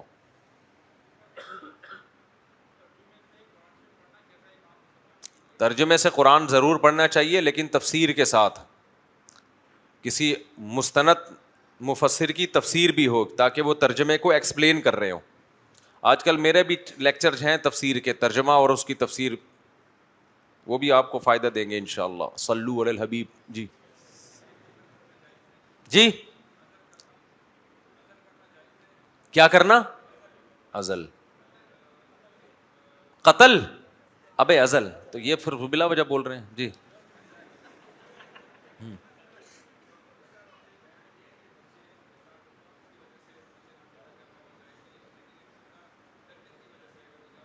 میں بتاتا ہوں آپ کا جواب. 2 سوال پوچھے میرے بھائی نے, حمل روکنا جائز ہے یا نہیں ہے, یہ پوچھا ہے انہوں نے. دوسرا پوچھا کہ تربیت کی نیت سے حمل روکنا. حمل روکنا صرف ایک صورت میں جائز ہے, وہ صورت یہ ہے کہ عورت کی صحت بہت خراب ہو. یہ بات خوب سمجھ لو کہ عورت کی صحت حمل روکنے سے خراب ہوتی ہے, بچے پیدا ہونے سے خراب نہیں ہوتی, کیونکہ بچے پیدا ہونا یہ نیچرل ہے. کوئی بھی نیچرل پروسیس ایسا نہیں ہے جو آپ کی صحت کے لیے نقصان دہ ہو. تو پہلے زمانے میں جو خواتین کی لمبی لمبی عمریں ہوتی تھیں اس کی ایک بہت بڑی وجہ ہوتی پراپر بچے پیدا ہوتے رہتے تھے, تو جوان رہتی تھی دیر تک. لوگ کہتے ہیں بچے پیدا ہونے میں تو اتنی انرجی عورت کی خرچ ہوتی ہے, اتنی انرجی یوٹیلائز ہوتی ہے, کمزور ہو جاتی ہے. یہ بالکل ایسا ہی ہے جیسے کوئی آپ کو ڈاکٹر بتا رہا ہو کہ جاگنگ کرنے سے صحت اچھی ہوتی ہے. آپ کہیں میں جب جاگنگ کرتا ہوں تو میری تو سانس پھولتا ہے اور میں ڈھال ہو جاتا ہوں, تو ڈاکٹر کہے گا کہ بھائی وہ وقتی طور پر ہے نا, لیکن پوری باڈی ریفریش ہوتی ہے کہ نہیں ہوتی. تو اسی طرح عورت جب بچہ پیدا ہوتا ہے اس کے وقتی طور پر اس کی بلیڈنگ ہوتی ہے, نڈھال ہو جاتی ہے, بچے کو فیڈ کراتی ہے, اس کی انرجی خرچ ہوتی ہے, لیکن آہستہ آہستہ یہ سب چیزیں کیا ہوتی ہیں, ریکور ہوتی ہیں, اور وہ بالکل اس کے سیل چینج ہو چکے ہوتے ہیں, دیر تک جوان رہتی ہیں وہ. یہ نظریہ A to Z غلط ہے کہ جس کے بچے زیادہ ہیں وہ نڈھال ہے, مر رہی ہے, غلط ہے. مینٹلی بھی خوش ہوگی, مینٹلی اور فزیکلی بھی وہ فٹ ہوگی, وہ عمر لمبی ہوگی. تو یہ جو فیملی پلاننگ والوں نے منجن بیچے ہیں نا کہ بچے زیادہ ہونے سے صحت خراب, اور یہ سب فضول قسم کی باتیں ہیں. اس کو ڈاکٹر نہیں مانتے جو ماہر ڈاکٹر ہیں, خود یورپ کے ڈاکٹر نہیں مانتے اس فلسفے کو. تو یہ تو منجن ہے جو نسل روکنے کے لیے بیچا جا رہا ہے. البتہ بعض دفعہ ایسا ہو سکتا ہے کسی خاتون کی صحت بہت زیادہ خراب ہو, ایسا بھی ہو سکتا ہے, کوئی بہت زیادہ کمزور ہو تو وہ حمل کی متحمل نہ ہو, پھر حمل روکنا شرعاً کیا ہے, جائز ہے وقتی طور پر. 2 وجہ سے جائز ہے, ایک تو یہ میں نے بتائی کہ صحت کا واقعی کوئی ایشو ہو تو پھر حمل روکا جا سکتا ہے, وقفہ کیا جا سکتا ہے. دوسرا یہ ہوتا ہے کہ تربیت کی بات نہیں ہے, سنبھالنے کی بات ہے. تربیت تو بچے زیادہ ہونے سے اچھی ہوتی ہے. تربیت کا جو مفہوم دنیا دار لیتے ہیں نا اسلام میں, وہ مفہوم نہیں ہے. دنیا دار کہے گا مجھے بچوں کو اسکول میں, سٹی اسکول میں پڑھانے کے لیے پیسے نہیں ہیں. یہ کوئی عیب نہیں ہے. آپ کے بچوں کے لیے سٹی اسکول میں, بیکن ہاؤس میں پڑھنا کوئی فرض نہیں, واجب نہیں ہے. جنت میں جانے کے لیے بھی ضروری نہیں ہے, اچھا انسان بننے کے لیے بھی ضروری نہیں ہے. بلکہ بہت سے تو لاکھوں روپے کی فیسیں دے دے کے اپنے بچوں کو جہنمی بھی بنا رہے ہیں اور بگاڑ بھی رہے ہیں. ہمارے پاس رو رہے ہیں آ کے, 2 ہی بچے تھے اور ہم نے پیسہ خرچ کر کے بگاڑا ہے باقاعدہ اسکولوں میں بھیج کے. اسکولوں میں بچہ سنورتا بھی ہے, بگڑتا بھی ہے. اس میں شریعت میں تربیت میں یہ داخل نہیں ہے. تعلیم ہے لیکن تعلیم کے لیے پیسہ ضروری نہیں ہے. سنبھالنا بعض دفعہ مشکل ہوتا ہے. سنبھالنے کا مطلب ایک عورت کے ٹوئنز پیدا ہو گئے, اب وہ بیچاری دونوں کو سنبھال رہی ہے, اسی دوران اگلے سال پھر 2 آ گئے. اب نہ کوئی آیا ہے گھر میں, نہ کوئی دائی ہے, نہ کوئی ماسی ہے, تو اس کو سنبھالنا کیا ہو رہا ہے, مشکل ہو رہا ہے نا. ایسے وقفہ کر سکتا ہے کہ بھائی میں 1-2 سال کا وقفہ کر لیتا ہوں, اس کے لیے سنبھالنا مشکل ہو رہا ہے. تو پہلی بات یہ بھی سمجھ لو کہ عورت کی بنیادی ذمہ داری ہے بچے سنبھالنا. آج کل 1-2 بچے کے بعد ہی سنبھالنا مشکل ہو جاتا ہے خواتین کے لیے. مرد تو سارے حقوق ادا کرے اور خواتین کہتی ہیں ہم پیڑے کھانے کے لیے آئے ہیں, ہم نے کچھ بھی نہیں کرنا.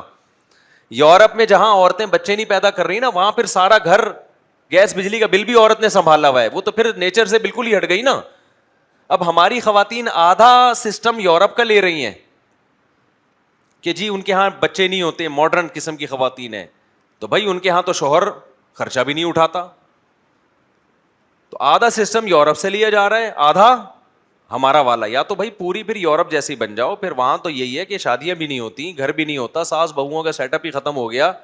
وہاں تو مرد ایک چائے کی پیالی اپنی بیوی کو نہیں کھلاتا, وہاں تو پھر بیوی ایک ہوتی ہے, گرل فرینڈس 10 ہوتی ہیں. وہاں تو پھر مادر پدر آزاد ہیں, پھر بڑھاپے میں کتے ہیں, کتے پالے جاتے ہیں, کتوں کو کھلایا جاتا ہے, کتوں سے محبت کی, سارا سیٹ اپ کی ایسی کی تیسی ہو گئی.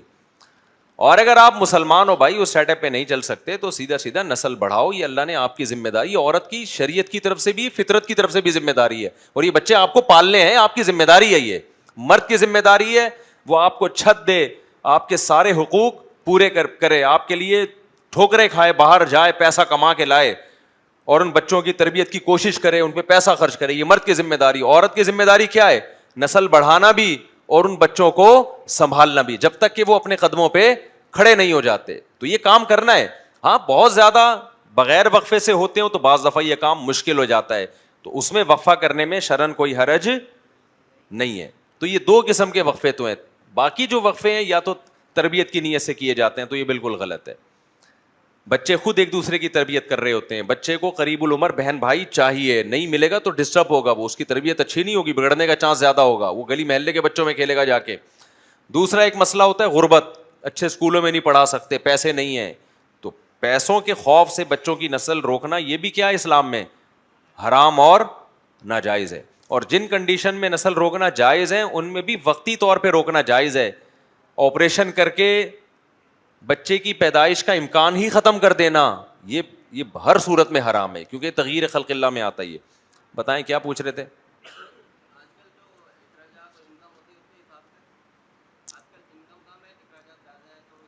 نہیں, نسل نہیں روک سکتے. انکم کم ہے, اخراجات زیادہ ہیں, پھر بھی نسل نہیں روک سکتے. اس میں کافر اور مسلم میں فرق ہے.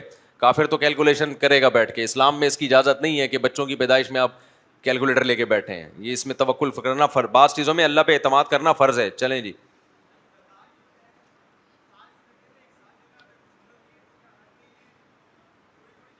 ہاں, ہر مہینے قسطوں میں بھی زکوٰۃ نکال سکتے ہیں. حساب ایک دن کر لیں, پھر قسطوں میں نکالتے رہیں.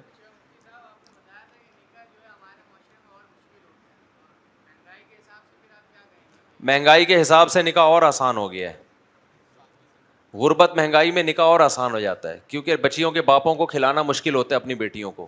لڑکیاں خود جاب کر کے مہنگائی میں گزارا, ان کو جیون ساتھی چاہیے ہوتا ہے, ہسبینڈ, تاکہ اس مہنگائی میں وہ ہمارے ساتھ خرچہ شیئر کرے. تو وہ زیادہ آسان. یہ بکواس ہے, فضول قسم کی باتیں. مہنگائی ہے تو نکاح کیسے ہوگا, اتنی تنخواہ میں نکاح کیسے ہوگا؟ بھائی تیری جتنی تنخواہ ہے تو اس سے کم والی تنخواہ میں نکاح کرنا جا کے.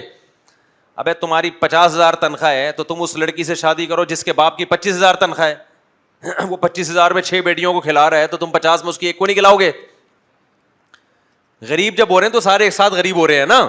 جو غریبوں کی بات کر رہا ہوں, بہت سارے ایک ساتھ غریب ہو رہے ہیں نا. یہ تو نہیں کہ اکیلے آپ ہی غریب ہو رہے ہو, پیٹرول آپ کے لیے مہنگا ہو رہا ہے, باقی پڑوسیوں کے لیے سستا ہو رہا ہے, ایسا تھوڑی ہے. چلو آگے. جو نکاح کرنے والے ہوتے ہیں نا, غربت مہنگائی کی بات ہی نہیں کرتے. وہ نسل بھی بڑھاتے ہیں, نکاح بھی کرتے ہیں. کس پہ توکل کرتے ہیں؟ اللہ پہ. اور اللہ بھی اپنا ہاتھ ایسے ان کے لیے کھول دیتا ہے, بچے بھی دیتا جاتا ہے, کھلاتا بھی جاتا ہے, خوشی بھی رکھتا ہے. اور جو کنجوس بیٹھ کے کیلکولیشن کرتا رہتا ہے, وہ کنجوس ہم نے دیکھے 45 سال 50 سال کے بڈھے ہو گئے. اور نہ ان کے پاس پیسہ آیا کم، اور آیا بھی تو بے برکتی اس میں، اب تک ویسے ہو. پھر ایک بیوی ان کی آتی ہے وہی گنجا کر دیتی ہے ان کو. چلیں نکاح کے بعد رخصتی، کیا نکاح ہی دیر سے نہیں کرنا چاہیے، پھر رخصتی دیر سے کرنا اور بری چیز ہے، غلط بات ہے. لیکن اگر ایگریمنٹ ہوا ہے رخصتی دیر سے کرنے کا، پھر اس ایگریمنٹ کی پابندی کرو. بعض لوگ کیا کرتے ہیں، لڑکی والوں سے ایگریمنٹ کر لیتے ہیں کہ 1 سال کے بعد رخصتی ہوگی، لڑکی والے بھی ان کے ایگریمنٹ کر لیتے ہیں، اس کے بعد اگلے دن سے شور مچانا شروع کر دیتے ہیں کہ اسلام میں رخصتی جلدی ہے. تو اس وقت تھی نا، تو ایگریمنٹ تو کیوں کر کے بیٹھا ہوا ہے؟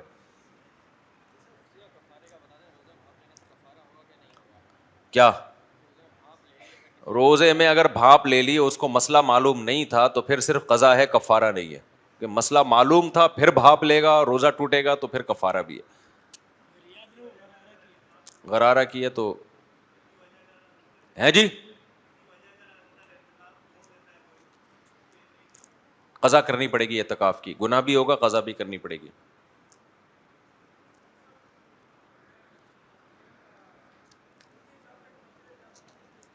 جی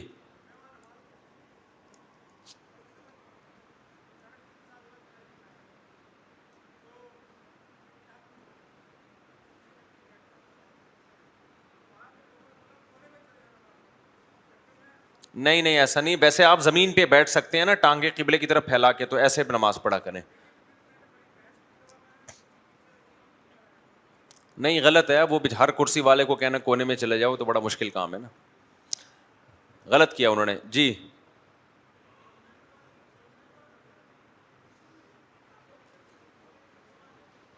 کیا کرے؟ نہیں نہیں نہیں نہیں پڑھ، نماز میں نہیں ترجمہ پڑھ سکتے آپ، نماز ٹوٹ جائے گی. منت مانگنا آج کل یہ بڑا رواج ہو رہا ہے بھائی، لوگ منتیں مان رہے ہیں. ایک نے کہا کہ میں نے منت مانی کہ اگر جب تک میری شادی نہیں ہوتی میں مسلسل روزے رکھوں گا. زبان سے الفاظ دہرا دیے تو مسلسل روزے واجب ہو گئے. اب منت الفاظ سے اگر کوئی زبان سے ادا کر لے تو جو کہے گا وہ اس پر لازم ہو جائے گا. تو اپنی جانوں پہ رحم کرو، اپنے اوپر ایسی پابندیاں مت لگایا کرو. سمجھتے ہو؟ دربار پہ دیکھ کی منتیں نہیں ہوتی پوری، وہ جائز نہیں ہے. کہہ رہے منت مانی میرا فلاں کام ہو گیا تو دربار پہ دیکھ چڑھاؤں گا، وہ تو دیکھ والا لطیفہ آ گیا. پھر ایک آدمی نے منت مانی، دریا میں ڈوب رہا تھا، لوگوں نے کہا منت مان لے دیکھ کھلاؤں گا. وہ کنجوس ڈوبنے لگا تو پھر اس نے مان لی کہ اللہ جب تو نے مجھے نکالا تو میں ایک دیکھ چاول کی کھلاؤں گا. لیکن لہر آئی، باہر نکلا، جیسی باہر آیا کہہ رہے کیڑی دیکھ. دوسری لہر آئی اندر، جیسی اندر گیا کہہ رہے بھائی میں پوچھ رہا تھا میٹھے چاول کی کہ مرچوں والے چاول، پوچھنے تو دیتے مجھے. تو درباروں کی دیگوں کی منتیں منعقد ہی نہیں ہوتی ہیں، منت عبادت کی ہوتی ہے. درباروں پہ دیگیں چڑھانا بدعت عمل ہے، سمجھتے ہو؟ تو بدعتوں کی بدعت کی دیگ وہ نہیں ہوتی، منت نہیں ہوتی، نماز روزے کی ہوتی ہے. پرچے نہ رہ جائیں. آپ نے لکھے ہیں؟ اچھا ابھی آ رہا ہوں پرچوں کی طرف. معصوم آدمی ہے یار.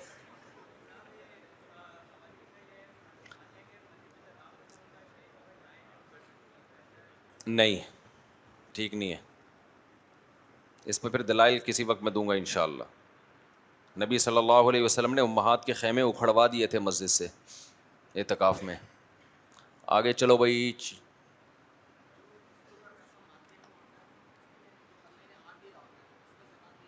کیا؟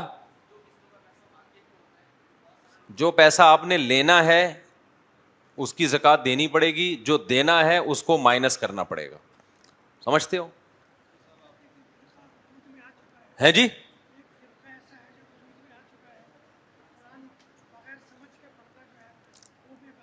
نہیں نہیں غلط ہے، وہ چھوڑ بھائی. بعض لوگ کہتے ہیں کہ جی قرآن بغیر سمجھے پڑھنا بالکل بیکار ہے، ایسا بالکل غلط ہے. نبی صلی اللہ علیہ وسلم نے فرمایا جس نے قرآن کا ایک حرف پڑھا 10 نیکیاں، 3 حروف پڑھے 3 نیکیاں. تو اس میں مثال آپ نے الف لام میم کی دی ہے، جو حروف مقطعات ہیں جن کا کوئی مطلب ہے ہی نہیں. تو اس سے پتہ چلا کہ وہ حروف، وہ آیتیں جن کا کوئی مطلب ہی نہیں ہے، ان کے پڑھنے میں بھی ثواب ہے. تو اس کے بغیر سمجھے بھی قرآن پڑھنے میں ثواب ہے، باقی سمجھ کے بھی پڑھنا چاہیے. لیکن سمجھ کے پڑھیں کس سے؟ ہر آدمی کی سمجھ اپنی ہے. جب تک کوئی ریلائبل عالم نہ ہو، پراپر علم حاصل نہ کیا ہوا ہو، تو اس سے جب تک نہیں پڑھیں گے، ادھر ادھر سے سمجھنے کی کوشش کریں گے وہ نام قرآن کا لگا رہا ہوگا بندہ, لیکن وہ اپنے نظریات ٹھوس رہا ہوگا آپ کے اوپر. وہ ایک دیہاتی کا قصہ ہے, تشریف رکھ, ایک دیہاتی کا قصہ ہے کہ اس کو مسائل آتے نہیں تھے, تو ایک بندہ مر گیا تو اس نے کہا کہ بھائی, اس کی ماں آئی نا, کہتی ہے کہ بھائی مجھے ساری وراثت چاہیے. اس نے فتویٰ لکھ دیا کہ ساری وراثت کس کی ہے, ماں کی ہے. جی جناب, یہ بڑا مشکل ہے پڑھنا, یہ تو بہت ٹائم لگے گا, اس کا خلاصہ آپ اثر میں بتا دیے گا, ٹھیک ہے نا. جی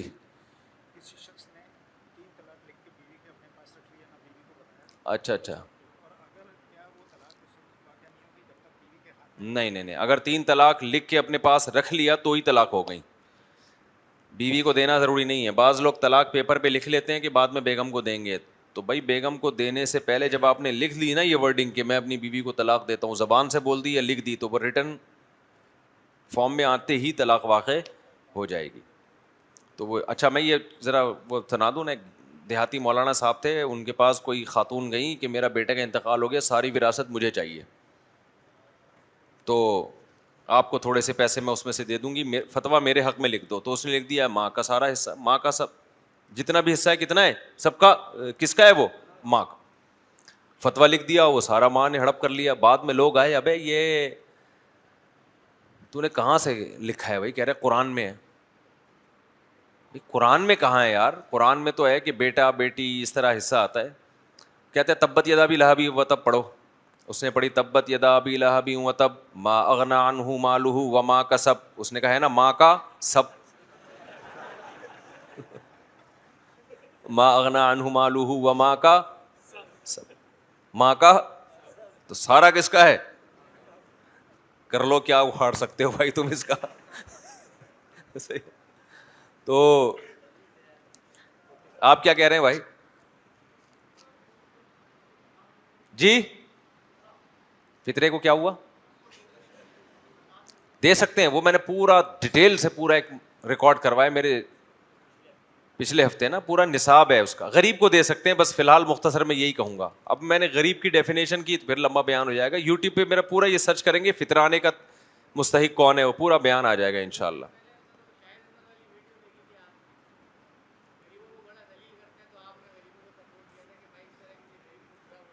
جی غریبوں کو چاہیے, ذلیل ہو ہی نہیں, سر اٹھا کے جیے یار. دیکھو ذلت بھیک مانگنے میں ہے, غربت میں نہیں ہے. سر اٹھا کے جیے بھائی, اپنا 2 وقت کی روٹی کھاتے ہیں, اپنے پیسوں سے کھاتے ہیں, تو اس میں تھوڑی, اس میں تو عزت ہے. جی جناب, اس میں کیا ہوتا ہے؟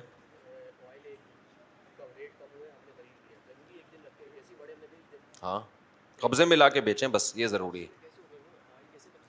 ہوتا ہے, آپ اپنے ٹینکر میں ڈلوائیں یا وہ ٹینکر سائڈ پہ کروائیں, اپنے رسک میں آنا ضروری ہے. کیا کہہ رہے ہیں؟ بس 70 والی حدیث تو میرے علم میں نہیں ہے, کوئی ایک کا ثواب 70, لیکن یہ کہ کئی گنا بڑھ جاتا ہے.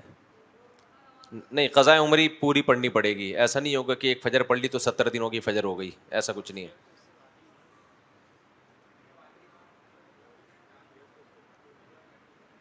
اشاروں سے نماز پڑھیں, بیٹھ کے پڑھیں.